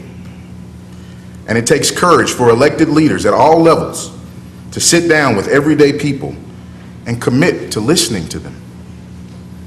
It requires courage to connect with and seek to understand others, especially those who have experiences and beliefs different from our own. As our politics become more prone to personal attack, overgeneralization, and stereotyping, such as all conservatives believe this, all progressives believe that, it is becoming even more difficult to open our hearts and our minds, but it is possible. In our work, we have heard hundreds of people tell their own stories, speak from their own values and experiences, listen deeply to others' stories and concerns, and find human and civic connection. The willingness to speak honestly and listen to others creates the empathy that is essential to democracy. Empathy helps us put ourselves in others' shoes, understand the meaning of justice, and form relationships across difference. It enables us to be hard on ideas, but not people. It helps us make conflict productive, and it prevents the us versus them that is the root of most disdain. It provides the foundation for working together, even when some disagreement will inevitably remain. It makes it possible to stand for our own convictions, even while we make room for others to stand for theirs. I believe this is an opportunity for this city to look at our budget process and seriously consider a move toward participatory budgeting. This is a move that will bring people closer to democracy in our city and closer to transparency and decision-making. Our communities need routine opportunities for people of many backgrounds to have dialogue with each other and with police, have a voice in decision-making, and work together for stronger communities. That is why I support efforts in building a new Human Relations Commission, one that will focus on the needs of our community and offer tangible solutions up to council for serious consideration. That is why I support a move toward participatory budgeting. And I would ask other council members here tonight to direct staff to bring information forward on the concept of finance and governance committees after tonight. From what I've been hearing, this budget cycle is not indicative of the past. And in many conversations I've heard, trust is broken. And with that, safety is compromised. When people experience inequitable law enforcement, as revealed in the Ian Mance report, residents may think the police are prejudiced and enforce policies unfairly. And, on the other hand, police may feel blame for all kinds of social problems, and they think they don't get credit for the job that they're doing. Meanwhile, our society wrestles to balance protection of civil liberties as we also continue to hemorrhage officers due to the lack of responsibility and thoroughly identifying the root of our recruitment and retention issues and bringing those to council instead of what we have come before us during this budget cycle. So within this imperfect concept of a process, we have compromised public safety as a whole. $1 million for this versus $1 million for that, completely overlooking the long-term outcomes for short-term politics. What we could be doing is promoting policies that provide serious and momentous opportunities for dialogue and action involving residents and police that will lead to better relationships, more equitable treatment by the police, greater police responsiveness and accountability, and greater willingness of residents to work with police. Communities will be safer for everyone. We cannot disband or defund public safety. That will not happen. Of course, no one has mentioned it, but it has beckoned in the background throughout this process. It's made its way to me several times on a proverbial utopian wish list of discontent. The community needs the police, and the police need the community. Through all of this, though, it is essential we look at what's next. I've given you the policy. It's participatory budgeting. That's the policy that puts power in the hands of people to be able to be at the table and to be deciders. My ears are open to other policy, but it's something that I feel strongly about. Also, continue to do this. There is great power in sharing stories of courage and of hope of how you are using these principles and values in your communities and in your work. It is possible for all of us to embrace civic courage by working to create positive change in ourselves, our relationships, our institutions, and our systems.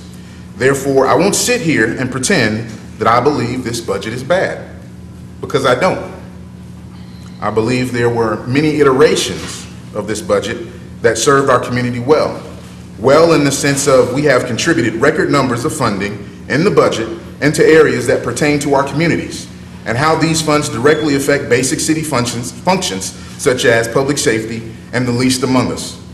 I cannot rightfully say that I believe our budget does not serve our community or doesn't allocate funds to areas that serve the most vulnerable. Even in the midst of the cry for give us more, I don't think that be so. However, as I stated before, it takes courage to use our voices to stand against what we believe is anti-democratic behaviors and practices and stand for more democratic ways of governing ourselves. It requires courage to connect with and seek to understand others, especially those who have experiences and beliefs different from our own. As our politics again becomes more prone to personal attack, overgeneralization, stereotyping, it is becoming even more difficult to open our hearts and minds. But it is again possible. With that being said, I will not be supporting this budget as I stand in empathetic support, not only for the courage shown of those who protest the process and seek better transparency and equitable outcomes, but also for those who serve in public safety roles who deserve a better process as well, one that will support a thorough recruitment and retention effort that would include a better opportunity for minority recruitment into our department and a very attractive compensation package to allow so, and an emphasis on higher educational and mental standards for officers that would be compensated appropriately. I would also like to see active efforts in recruiting homegrown talent from the same communities that harbor distrust in police, to give them the opportunity to be the change they seek and to provide a comfortable life for themselves and their families that may have spent generations in poverty. A police officer should be a respectable occupation, not a menace to society. Communities across this country, including Asheville, owe it to themselves to also be the change they seek. Weed out the bad element. Work to improve the future of your children's lives through any means necessary that the law allows. Nothing is owed to us in this world. However, you will sometimes come into contact with those whose hearts and minds are empathetic to current and past situations, situations that have costed generations several opportunities and pathways to success and prosperity. When these folks enter our world, the empathetic ones, help build on the progress that those individuals are fostering and make those encounters not so far and few in between by cultivating others who think they do, so that their future generations are not fighting for the same fight that you're fighting for today, but that those future generations walk a more common pathway with unabated opportunity, and the only hindrance climbing out of poverty and disadvantage will be their own self-determination.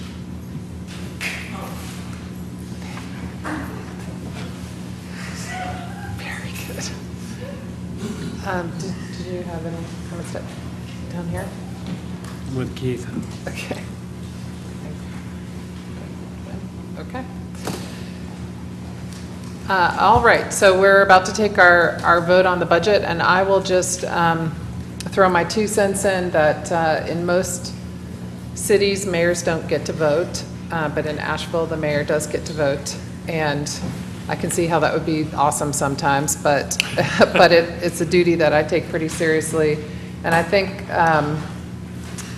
this year's budget process has been probably the most challenging I've experienced in the 7.5 years I've been on council, and has required a lot of meetings and a lot of discussion and a lot of listening to folks. And I know that this is not a perfect product, but I do think that what we have today really reflects a lot of the input we heard from the community as we move through this process.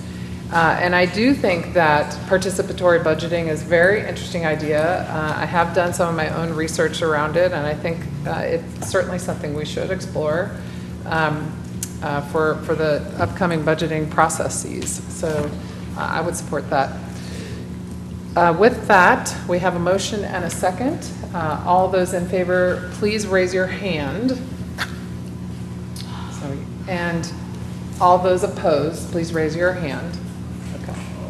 So the budget is adopted, and thank you all for spending so much time and effort on this process, and thank you to the staff for working for us and with us as we went through this. I know it was a lot of work for you all as well. And thank you to the community for coming to all of these meetings. We've had a lot of budget meetings, and many of you have come to all of them. So thank you very much for your participation. Okay, we have several new business items. The first is the Fairview Road Pedestrian Safety Plan, and Ken Putnam is here to talk to us about that.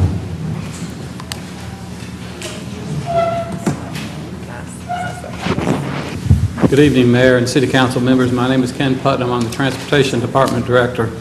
I wanted to share with you the project on Fairview Road that we're asking for your approval tonight. As you all remember, back in December, there was a very tragic crash on Fairview Road that involved 3 pedestrians that were struck by a vehicle, and 2 children, ages 10 and 5, were killed.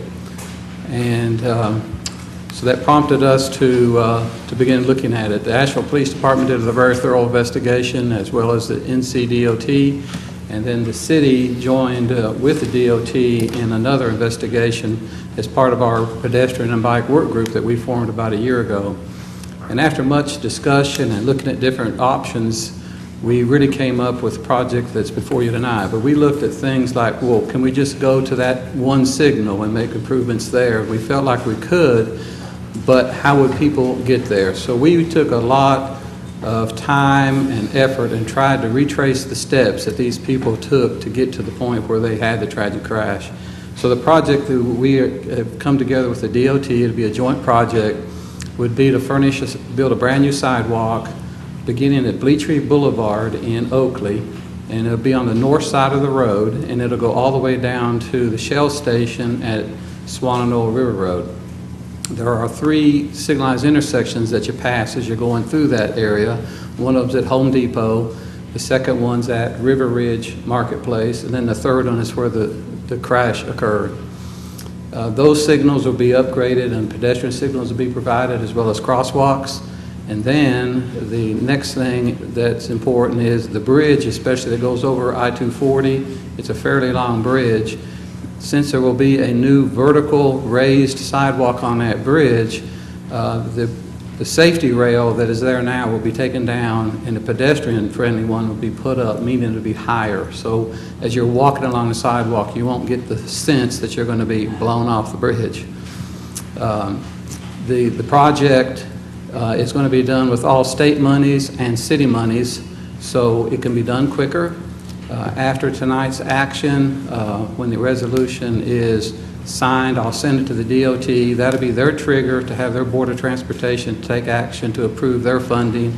Then they will move it forward to do all the work. They're going to do all the design work, all the utility work, all the construction work on this project.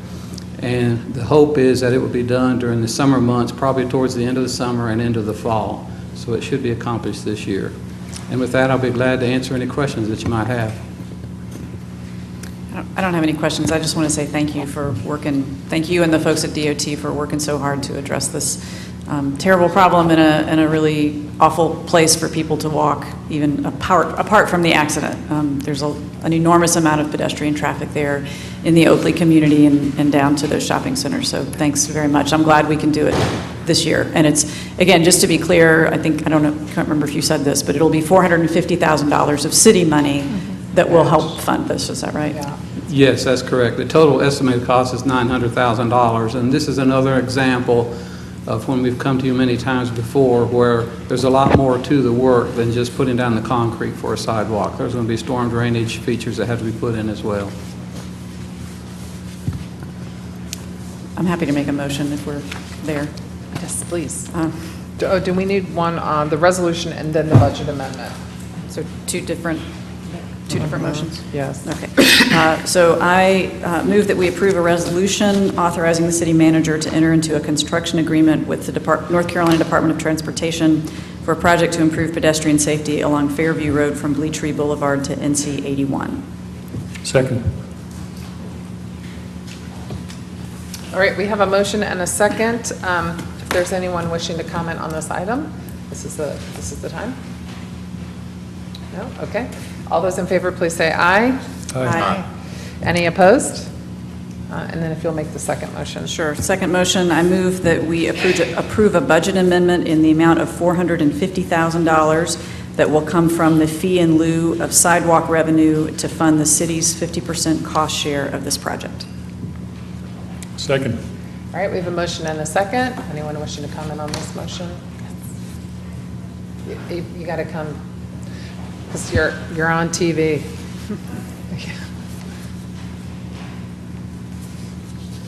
State your name, please. Melissa Clark. So I'm just wondering if properties are in the way of the sidewalk, how those homeowners will be addressed and whether they'll have remuneration and what impact that would have on the communities. Thank you. And maybe Ken can address, I don't know if there's any homes on this stretch, but maybe there are. No, we're fortunate on this corridor, all the right-of-way is already available. This is a corridor that has the interstate, and so the right-of-way is already there. Okay. Meaning DOT owns it already? Yes, ma'am. Yes. Okay. Anyone else wishing to comment? All right, I have a motion and a second. All those in favor, please say aye. Aye. Any opposed? Okay, thank you, Ken. The next item on our agenda is a resolution reaffirming the City of Asheville's commitment to taking action to reduce climate pollution and to continue to support the principles of the Paris Agreement and the participation of the United States of America as a party to the Paris Agreement. And this is a resolution we're considering, obviously, because our president has decided to pull out of the Paris Accord, and there are many cities that are reaffirming our commitment to tackling climate change, and we wanted to highlight in this resolution some of the things we're already doing. And if anyone wants to add anything to that, that's the reason for this resolution being on our agenda tonight. Do you think we just need a motion to approve, or do you want to read the whole resolution? Well, we could read it. All right. Yeah, let's do it. Whereas the City of Asheville desires to protect and enhance quality of life for all those who live, work, and learn and play in our community, as well for our children and grandchildren. And whereas there is scientific consensus regarding the reality of climate change and the recognition that human activity, especially the combustion of fossil fuels that creates greenhouse gases, is an important driver of climate change. And whereas climate change has been widely recognized by government, business, and academic leaders as a worldwide threat with the potential to harm our economy, safety, public health, and quality of life. And whereas many local, regional, and global economies are prioritizing efficiency and transitioning to low-carbon energy sources. And whereas actions that reduce climate pollution also have potential to improve air quality, public health, energy security, social equity, our local natural environment, and quality of life for our residents. And whereas taking steps to increase energy efficiency and resilience can attract jobs and economic development opportunities to our community and increase our long-term economic competitiveness and wealth. And whereas the City of Asheville has demonstrated a legacy of leadership against the threat of climate change, and whereas several drivers of climate pollution, such as the production and use of energy in buildings and transportation, can be influenced by local governments and the collective action of communities around the world. And whereas the City of Asheville remains committed to its adopted goal of an 80% municipal carbon footprint reduction by 2050, as of 2016, the city has achieved a 28.6% reduction. And whereas the City of Asheville partnered with Buncombe County and Duke Energy to develop the Energy Innovation Task Force Plan to develop, implement, and market improved energy efficiency programs, demand-side management, and new clean energy technologies to Asheville area residents and businesses. And whereas we are joined in taking action on climate change by a global coalition of cities, state and national governments, and community and private sector leaders who recognize the importance and potential of these actions to protect and enhance the well-being of current and future generations. And whereas more than 86 mayors representing more than 40 million Americans have recently reaffirmed their city's commitment to climate action, and whereas the City of Asheville actively collaborates with other local governments throughout our region, state, nation, and the world to learn from each other and identify win-win opportunities to take action on climate change while creating measurable benefits in our communities. And whereas 195 countries, including the United States, vowed to address climate change in agreements reached in Paris in December 2015, and whereas President Donald Trump's announcement seeking to withdraw the United States of America from the Paris Agreement undermines this critical global effort to confront one of the greatest challenges facing our community and communities all across the one planet we all share.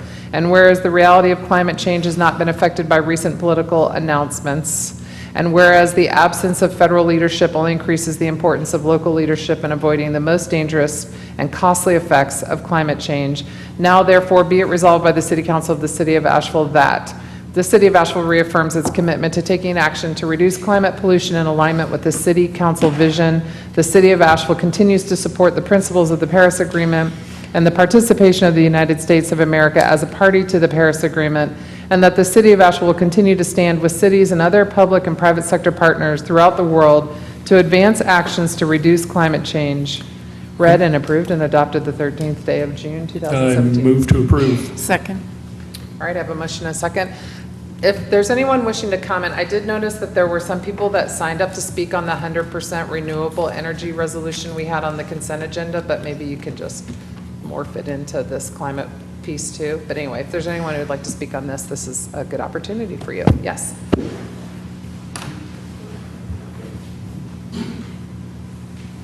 I hadn't planned to speak, but this has to be said. I'm proud as an Ashevillean in my home that I've adopted. And this is incredible to be continuing to be a light, which I think we are to the state, to the United States, and to the world. And I'm proud of y'all for doing this revolution, it is, this resolution. And gosh, I wish there were some advertising money somewhere to publish Asheville is continuing to be a light. That's all I have to say. Thank you. State your name so Maggie's... His name is Joe Cobble. Thank you.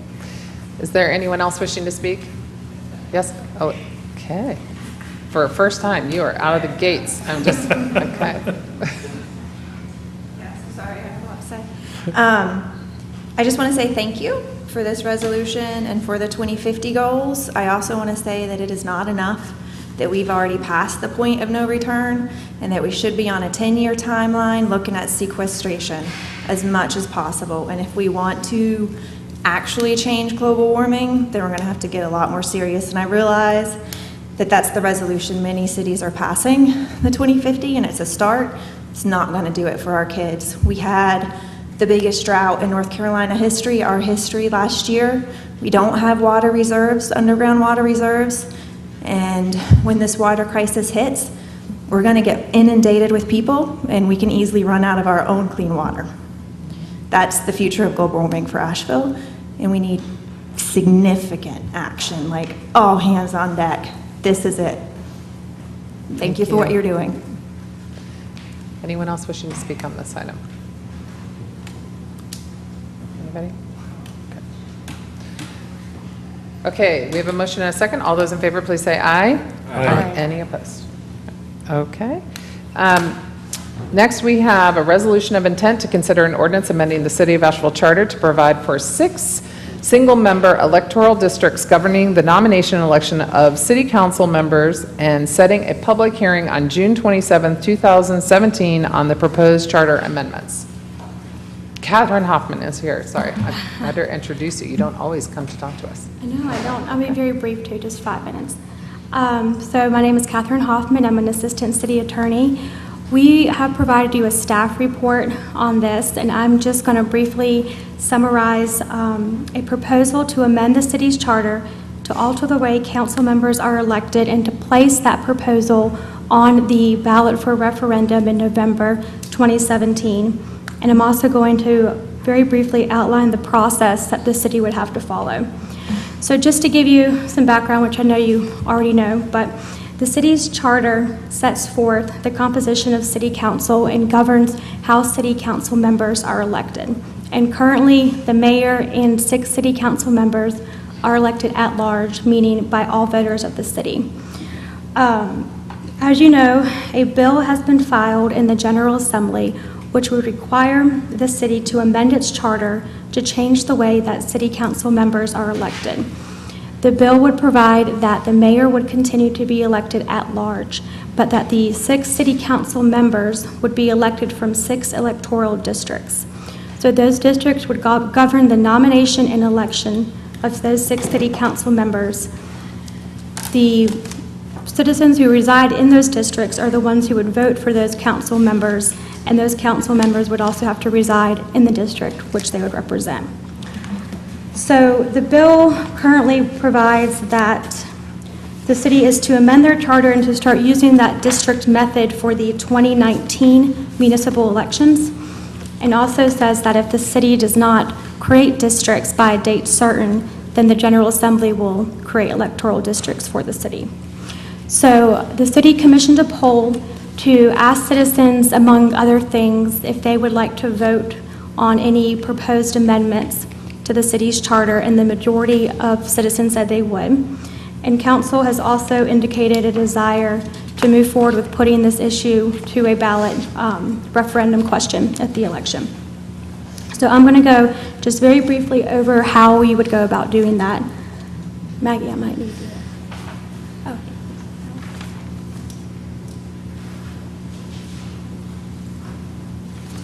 Okay, so state law requires that city council take action at a series of 3 council meetings.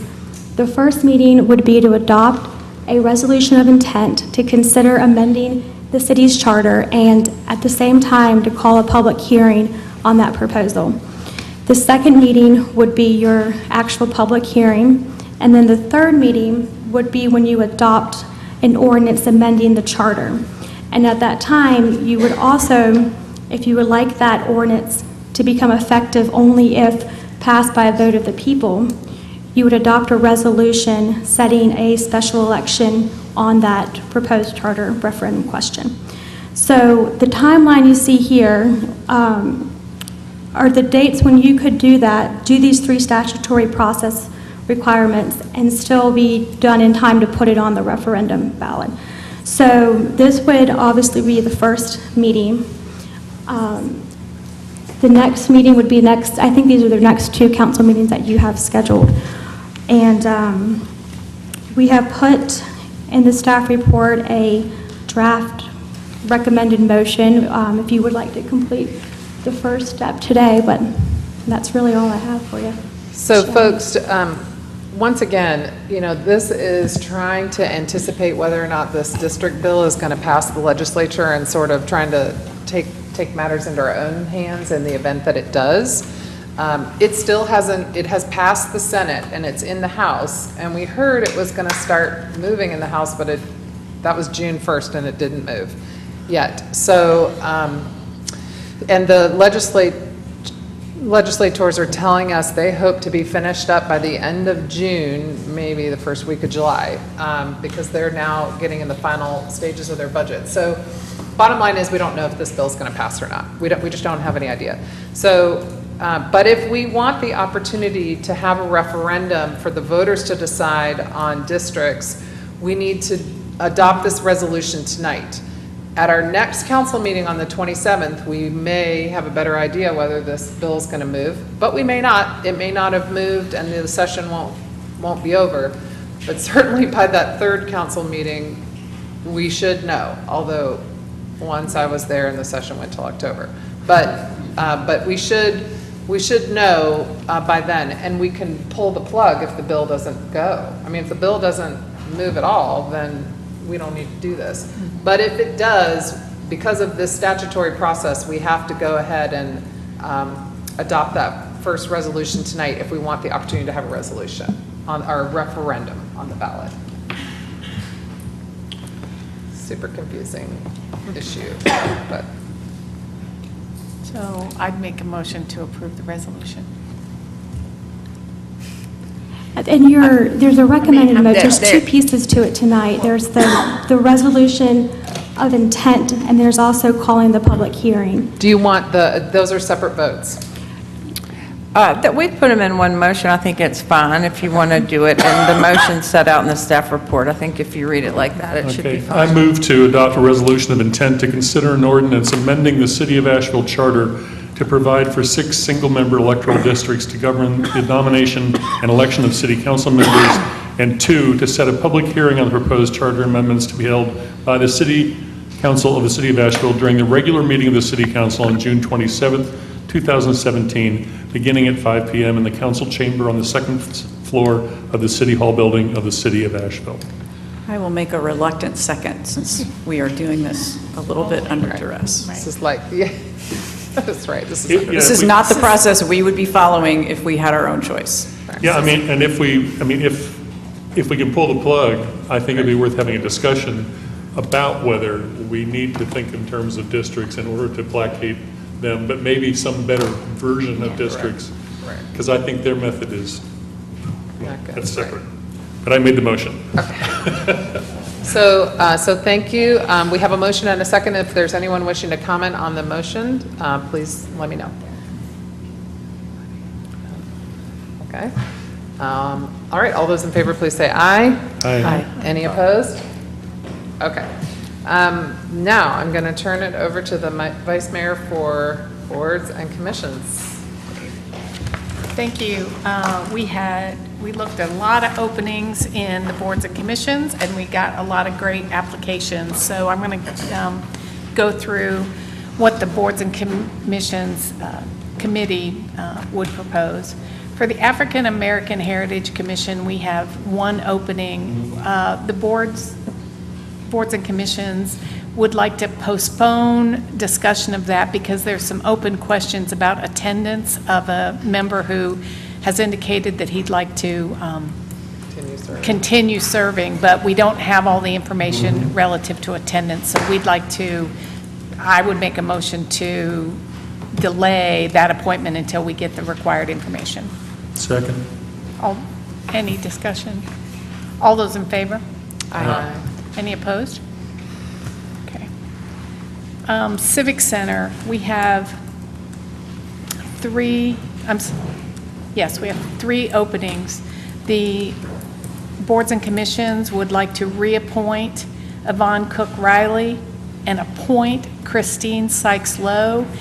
And we would like to delay, again, there's a question about attendance levels. As we know, there's a our minimum standard is attending at least 75% of the meetings. So when a member doesn't hit that level, we like to follow up with them and see what corrective action they'll be able to take. So we would be basically leaving one opening until we get some follow-up information on that. So that's my motion.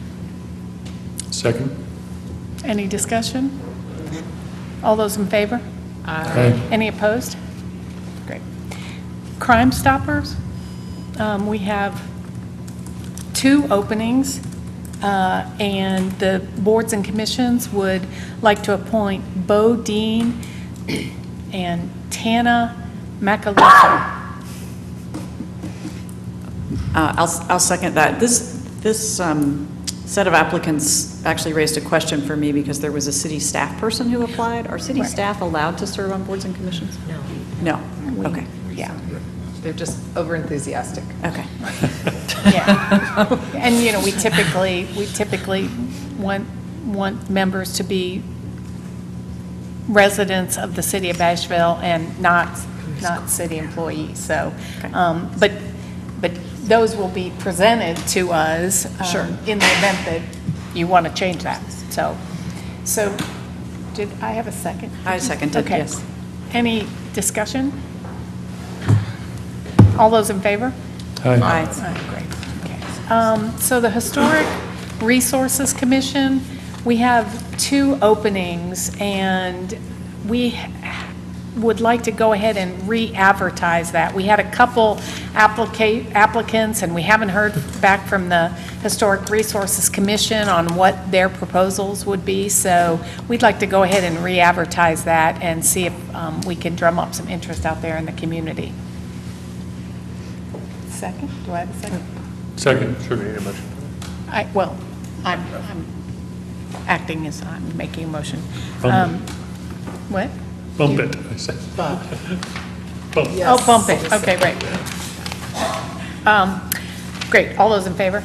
Aye. Okay.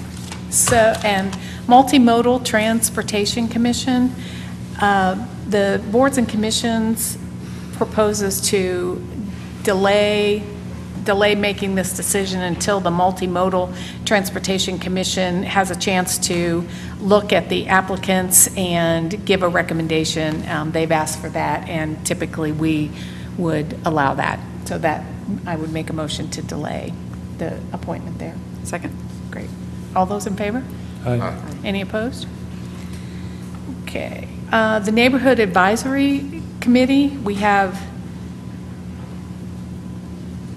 four openings.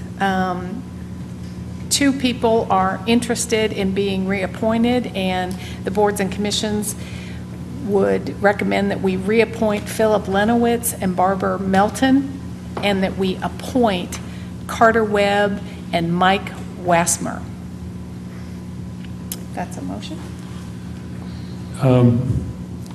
I think I'd like, I would, maybe it would require interviews, but Jackson Tierney was really active, has been really active on neighborhood issues this year. Okay. So do you want to interview everyone, or? Those three, maybe? Carter Webb, Mike Wasmer, and Jackson Tierney. That's what I would like to do. Am I making a motion to that effect, or? Ken? I don't know, are you? I mean, is that what you want? That's what. Okay, I move. I'll second. Any discussion? All those in favor? Aye. So- Vice Mayor, those interviews will probably have to happen on July 25 due to the comp plan work session before council. Yeah. So we'll arrange those. I don't think there's any crisis going on. Okay. Public Art and Cultural Commission. So we have 5 people. We have 6 opening, and 5 people are interested and have, amazingly enough, 100% attendance. So the boards and commissions would recommend the reappointment of Jay Miller, Andrew Fletcher, Jay Fields, Guillermo Rodriguez, sorry, I just like, Ron Labroy, and would like to appoint Katie Cornell. Second. All those in favor? Aye. Okay, great. All right. And the Recreation Board, we have 4 openings. We have 2 folks who are interested and have the level of attendance. Tiffany DeBello, I always mess this up. DeBello, sorry. Someday, she'll be on it. And Patrick Dennehy, I think is correct. And then to appoint Allie Menken and Lauren Wilderschaffer. Second. All those in favor? Aye. Any opposed? Okay, great. So we had some great applicants, lots of openings, so encourage the community to continue to stay involved. It's really great to see. It's a fun problem to have when you're having to select from a large group of really qualified people. So now I'm going to move on to the Blue Ribbon Committee on Human Relations, and I'll just give a little bit of background. At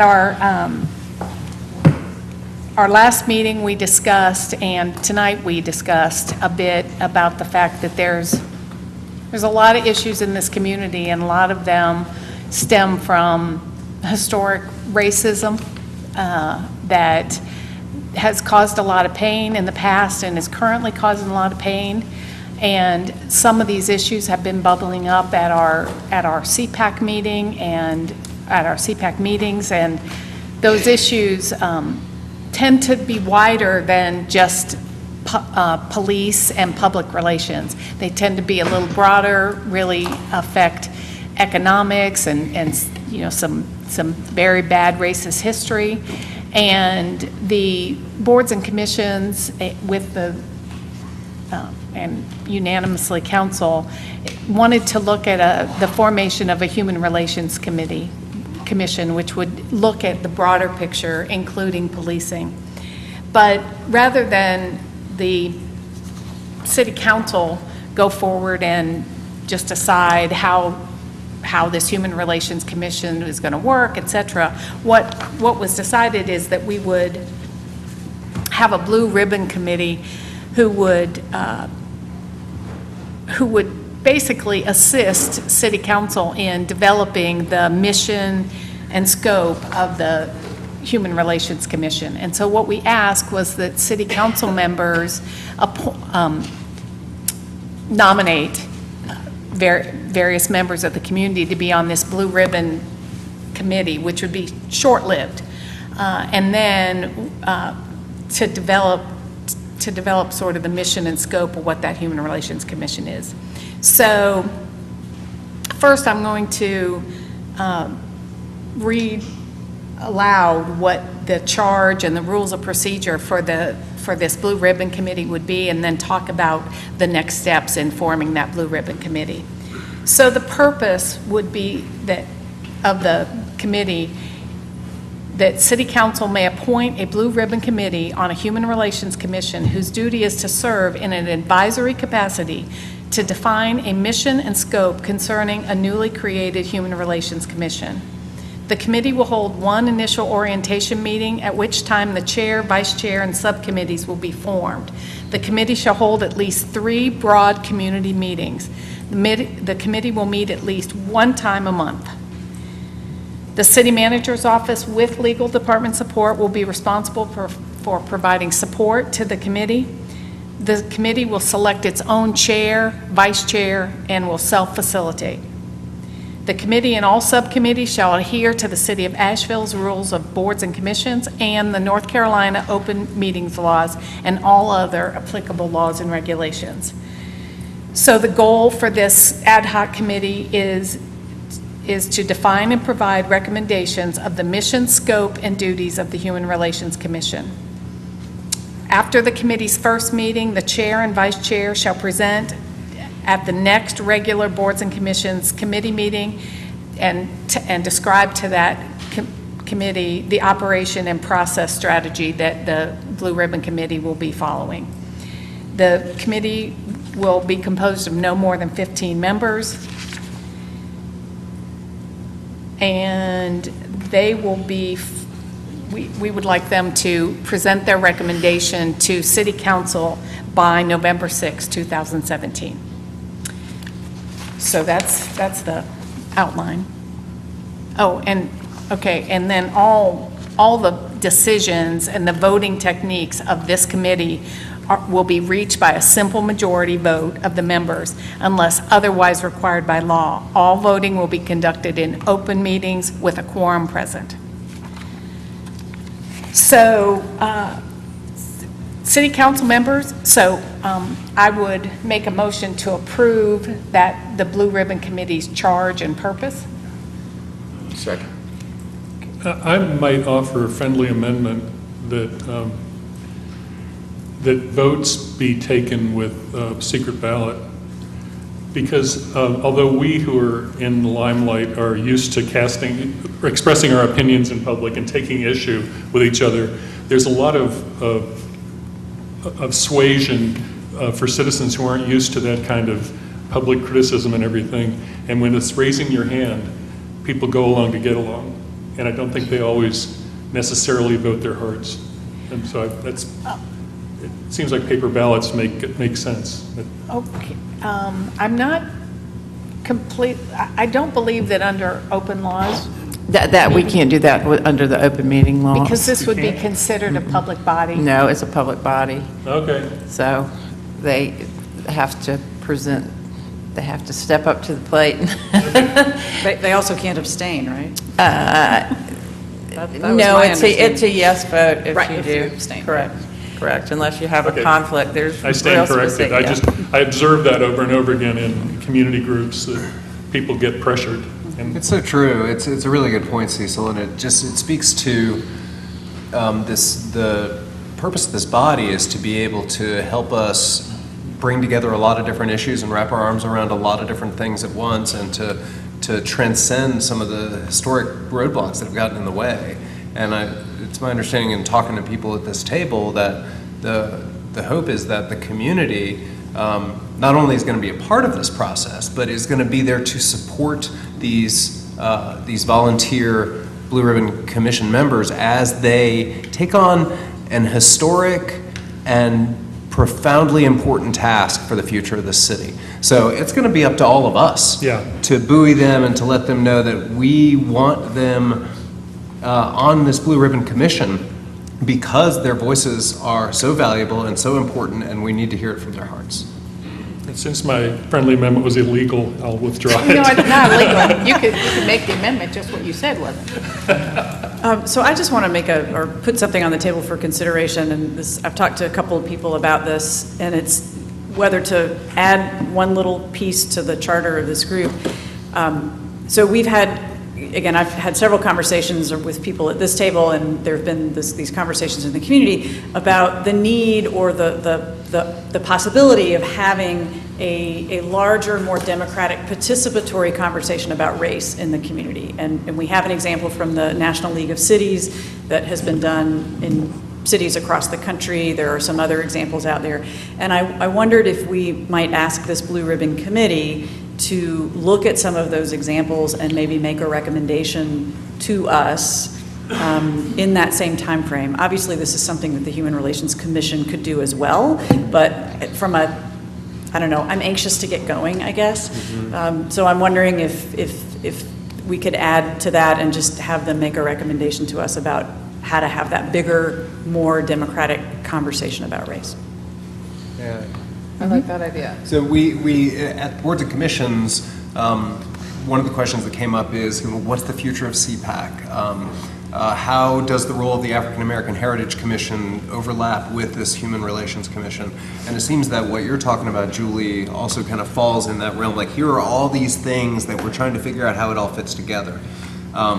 What we decided there at the Boards and Commissions Committee meeting was that rather than stipulate CPAC and stipulate African American Heritage Commission, that we wanted to be able to communicate that we hope those things are on the table during the discussion, but not to try to steer that discussion necessarily, but to really help that group develop its own vision organically.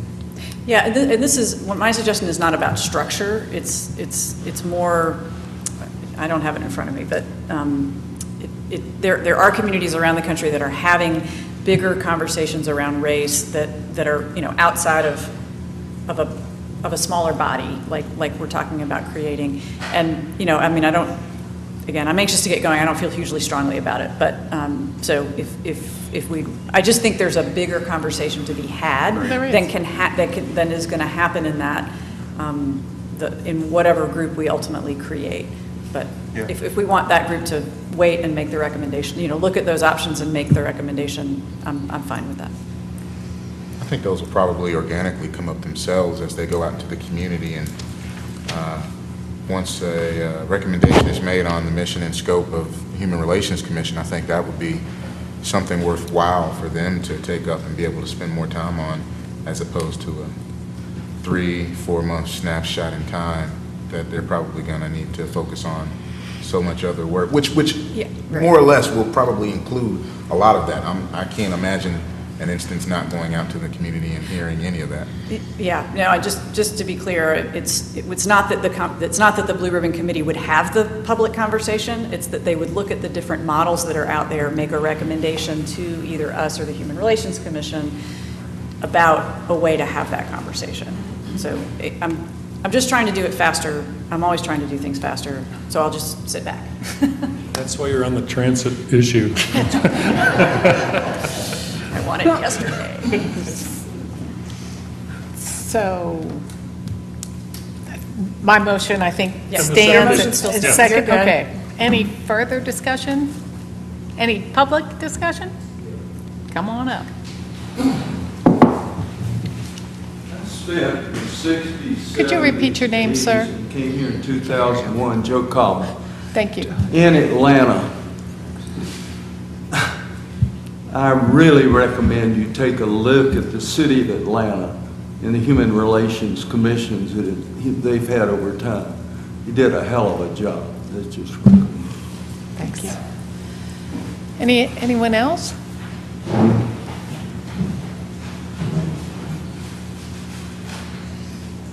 I'm Ashley Cooper, and I would just say a real question about where is power going to lie? Like, what power is this group going to have to, is it just an advisory? Are they just making recommendations to y'all? Or is there any weight that, weight in decision-making or weight in when they're bringing something that maybe is new to y'all or to some of you, or, there's a strong consensus amongst that group, but it's, like I think about restorative justice, that wasn't something that's known necessary to everyone, but coming from a group like that could be very well known about what sort of power is going to rest with that group. And in reference to Atlanta, I did consulting work with the City of Decatur's Better Together initiative, which was about making the City of Decatur a more equitable and inclusive city, and was a very participatory process.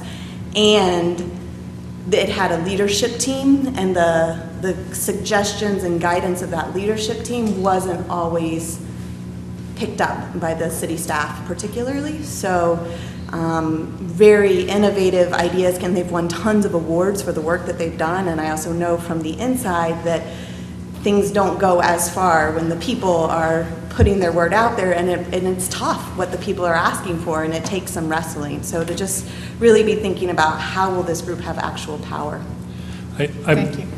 I would answer that, but I think that what you're talking about is the power of the eventual Human Relations Commission. Yeah. Not the blue ribbon, not the people who are going to, yeah. So that would be the kind of idea that would be really good to advance through the Blue Ribbon Commission. Because I think that's a question they're going to have to explore. Right. Great. Yeah. And if you haven't applied to be on the Blue Ribbon Commission, you should. It's open applications till the end of the month. Given your experience. I think also probably it would only be limited to whatever they decide, plus the applicable laws of the state of North Carolina as to what power they could have. That's why legal is going to be there every step of the way to address and help. And I think that's where y'all's power comes in too, is that, there's laws for what a commission-appointed group can do, but then there's other things that y'all can do. And so y'all have that elected power, and sometimes giving over some of that power in ways that maybe feel not quite right, but because you're trusting the process and trusting the people that you've brought on, taking your roles as council members up a notch in that boldness. Thank you. Are you just, come on up.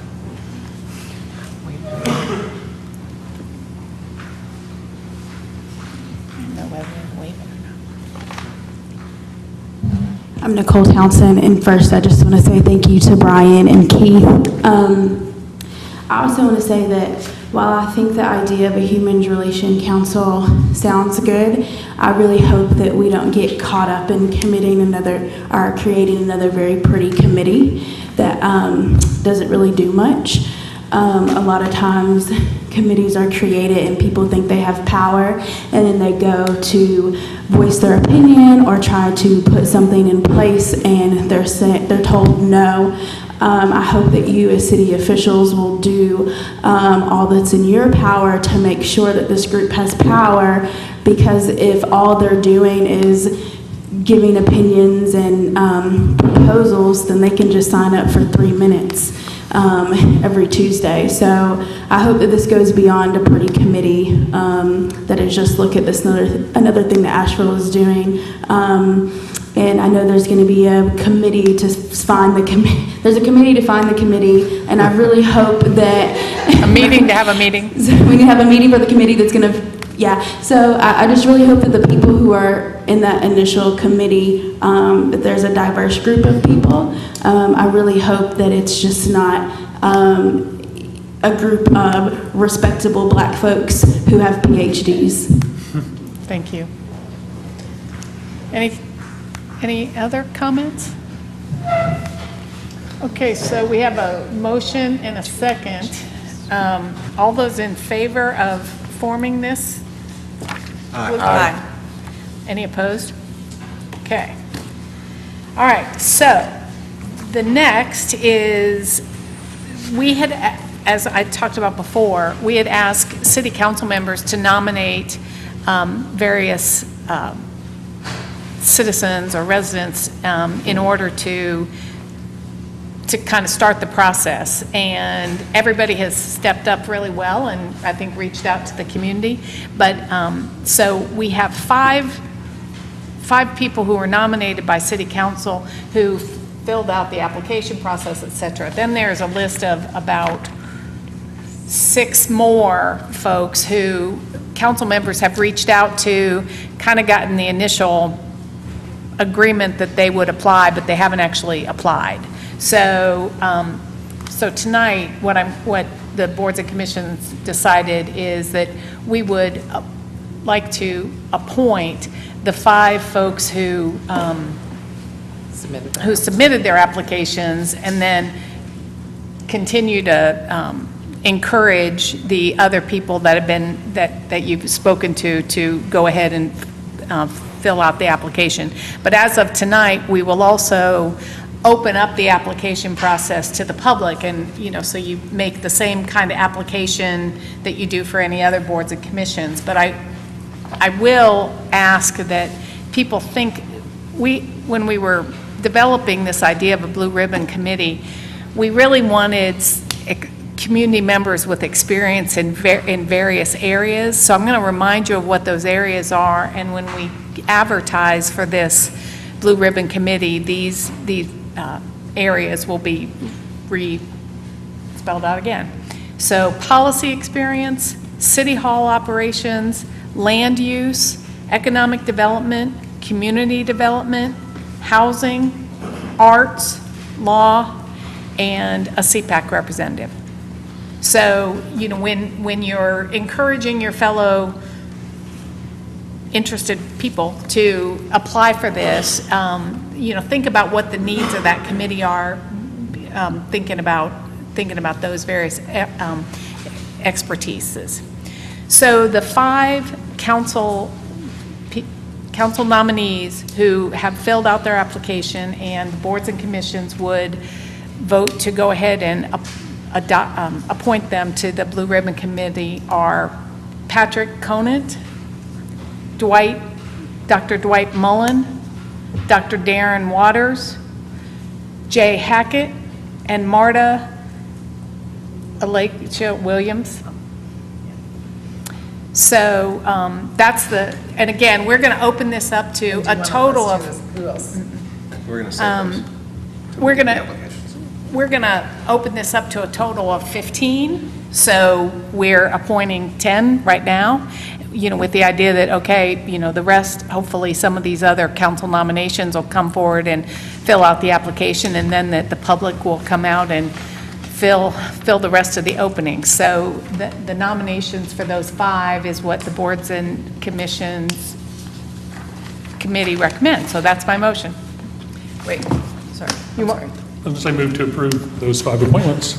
So I'm sorry, are we appointing those people, or we're appointing? We're just appointing these 5. Those 5. And then 6 other. With the idea that we're going to have another 10. Other council members have Folks. nominees that haven't.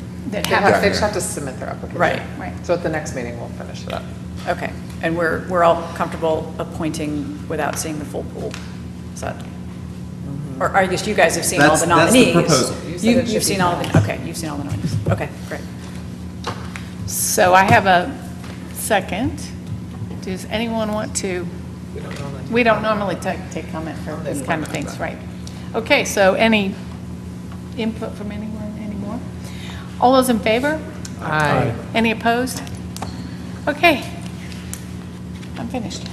Oh, Will you announce the deadline? Oh, I'm sorry. And the deadline for the, getting the applications in for the Blue Ribbon Committee is July 19th. So Maggie, can you contact the 6 folks that we've nominated that haven't, or have Sarah or somebody's, remind them to submit their application to us, that we need that in order to officially consider them? And yeah, if council members, And get Maggie, your cattle prod out. And I've got one more that I actually nominated that didn't get an application in, so I'll give you their information to contact. Okay. Okay, we do have a closed session tonight. Public comment? Yeah, no, we've got to do public comment. So my question was, do you want to do we wanted to go ahead with public comment, or do we want to do a closed session? Okay. So the first person I have signed up to speak is Tyler Garrison. I think he left. Kat. Gone. His last name I'm not sure how to say. I do have some people that signed up to speak on the budget, but we've already had our public hearing on the budget. But if you would, if council's okay with it, I don't mind allowing further comment. So we have to somewhat suspend our own rules to allow public comment on the budget, right? Right, because we don't usually take public comment on things that We've already done a public hearing on. I feel a little bit funny about it since we didn't advertise another opportunity to come speak on the budget, so I'm a little bit uncomfortable with that, but what's the will of council? I don't know how many of these folks are still I here. agree. but- I think a lot of people might have stayed if they thought they could. Stick with the rules. Okay, we're going to stick with the rules. I have Sharon Sumrall. Yes. So public comment, you have 3 minutes. Please just watch the lights on the lectern. Mayor and Council, my name is Sharon Sumrall, and I live on Bowcatcher Mountain, and some of you may know me from my Greenways discussion. I feel like I'm the tree cop up there because we've got a lot of people buying homes up there, and then they hire companies to come up and chainsaw everything so that they can build. And on Wayside, I have pictures. We have a new place that has done that. And what I generally do is you have these. You can put them up there if you want to. I don't know how to do that. Just lay it down. Just sit it down. Just lay it down. Just look up Look. there. Okay, now flip it one to the side so it'll look up and down at it. Oh, which way are you looking? Well, here, let me show you better. They're not really good. I'm a landscape contractor, I remember this. There we go. Okay. It's a messy mountain, and there's a lot of non-natives and a lot of trash trees, but the problem is that this is about the 4th house that I've been going up, knocking on the door, talking to the contractors and say, you know that we're on a steep slope, and they give me that blank look, and I've only been able to talk to one homeowner in the 3 years that I've been up there being tree cop. And this area here is when I talked to the neighbor, they said that the city went in and did that, and this is all along Wayside. This area in here was all, as of last week, was all filled in. There was a lot of oaks, cherries, and then the trash trees. And when I talked to the landscape contractor, or the tree contractor that was up there, he said that they were doing it for development. And I said, do you have a permit for it? And he said, well, they just hired us to do it. Now, I had the same thing happen on Windswept, where I would go up and talk to the contractors up there, and then I finally did get a homeowner on Windswept, and I said, look, you cannot top all the trees. I live right below Windswept, and I look up, and what they do is they just top all the trees for their view. And it's private property, so I happened to get him, the owner, when he was home, but I don't want to trespass and be completely an obnoxious neighbor. This is the sign. This was all filled in. It took them about a day and a half to clear it all up. This is also what the neighbors have done up on this side of Wayside and clear it out. And it's all been piled there for about 10 days or so, waiting for the city. Now, I'm a landscape contractor, and I've been doing a lot of land clearing in this area. And I live at the Swiss Chalets, and we have kept all our trees. The contractor here said that they had to remove a lot of the trees because there was bittersweet growing up. Well, we've paid thousands of dollars to get the bittersweet removed, all the crap removed from the trees, and keep the trees except the ones that are dead. We've lost a lot of hemlocks. But most people don't do that. Now, I'll be really quick. I have tried contacting several city places. I've been to the Trees Commission. I can't find any place to go with these complaints. Can you leave those pictures with us, or do Yes. you need copies of them? No, I've got them on my computer. So is there any way you can email us so we can have the city manager If I knew check who these to things? email, I've made so many phone calls. Just send us an email. I will. Thank you. And I'll put you together with the tree commission too, because there's, I've been going to the meetings, but right. You didn't, there's no teeth in anything. That's my Well, so I think it's worth noting, this is one of those places where we would do something very different, but state law doesn't allow us to do what we would like to do. Is that right? But if you think that somebody needs a permit to be doing what they're doing, and so we can look into whether or not there should be a required permit and the person has or has not gotten one. Yes, That can be checked. Yeah, I've tried to do that as well. That's very difficult to find, but it is on a steep slope, and the erosion there has been horrible when people have been doing Right. this, running downhill. Thank you. Kathy Holt? She's not here? Okay. And then the last person I have signed up to speak is Dewana Little, and you signed up for budget, but also Parks and Rec. So you could speak to us about Parks and Rec tonight.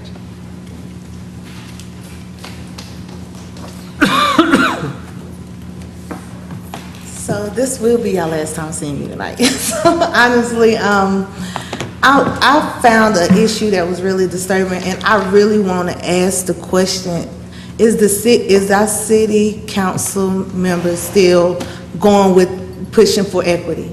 Is that still the focus and still part of your priority? And that is a real question, because what I witnessed yesterday, it was actually discrimination. That happened to me at a park facility when I went to register my kids for summer camp. And I was told, since I live in Erskine Street apartments, that our kids had to go to the Walton Street summer camp, which is an outdoor camp at the Walton Street pool.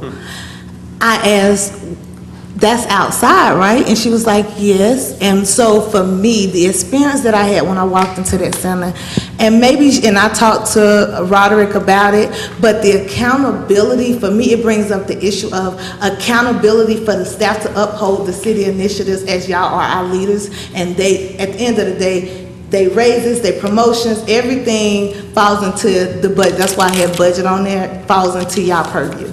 You know what I mean? Y'all can say, no, y'all have not met the performance standards of what we are pushing as a council. We are pushing equity and inclusion. And to go to the Grant Center, and I'm gonna be specific, to go to the Grant Center, and it's predominantly white kids, 95%, and then to go up the street to Walton Street Pool, and it's all the kids for public housing residents, and to be denied an application to even get my child on the waiting list for the Grant Center, and told no, Erskine, Livingston, and Walton residents has to put their kids in Walton Street summer camp program. I called Roderick immediately. I said, Roderick, we need to talk about this. He said he in a meeting, he'll call me back. He called me after hours. First of all, this is business. And I'm sorry, yes, it's personal to me because it's my kids, but as the Parks and Rec director, call me during business hours and let's have a real conversation, because it's dealing with your business, which is Parks and Rec. And for our kids to be pushed into an outdoor summer camp, yeah, there's Malvern Hills, and he tried to justify his actions. Like I told him, yeah, there's Malvern Hills, but it's not kept like Walton Street. Walton Street is not maintenance as well as Malvern Hills is. We know this. That's the whole point in the bond referendum, the community meetings, and everything else we have put into working with our city departments to address some of the issues that's impacting that they really have control over. And it just was not addressed. And so he said, well, that was our way because people in that community cannot afford traditional camps. First of all, I'm one who can. And the fact that them assumptions are wrong. And I'm sorry that thing went out, but this is an issue. It was clear discrimination in a city building to be told that my child, and I said, how many other people do you think she did that to? How many other people was denied the opportunity for our kids to be able to go in AC because it's hot outside? Instead, I'm told they can swim all day. My kids don't swim all day, every day from 9 to 5. That is not enough for me as a parent. That is not enough for me as a community member. Ms. Little, thank you. And I just want y'all to understand that this is not a dismissive situation. This is real. And I see the city manager writing this down. I am terribly sorry that happened to you, and we will look into that, and there's no excuse for that. I don't know why that happened. And I'm glad you came and told us about it. Oh yeah, definitely. Thank you. Thank you. I do not have anyone else signed up to speak tonight. Is there anyone else wishing to provide comment at this moment regarding something not on the agenda? Okay, if not, we have a closed session and we have a motion for a closed session. I move that the Asheville City Council go into closed session for the following reasons. Number one, to prevent disclosure of information that is privileged and confidential pursuant to the laws of North Carolina or not considered a public record within the meaning of Chapter 132 of the General Statutes. The law that makes the information privileged and confidential is North Carolina General Statute 143-318.10A3. Statutory authorization is contained in North Carolina General Statute 143-318.11A1. Second, to consult with an attorney employed by the city about matters with respect to which the attorney-client privilege between the city and its attorney must be preserved, including, but not limited to, a lawsuit involving the following parties: Simmons Real Estate Holdings, LLC, and Jim Simmons, individually, versus the city of Asheville. The statutory authorization is contained in North Carolina General Statute 143-318.11A3. And third, to discuss matters relating to the location or expansion of industries. The statutory authorization is contained in North Carolina General Statute 143-318.11A4. Second. We have a motion and a second. All those in favor, please say aye.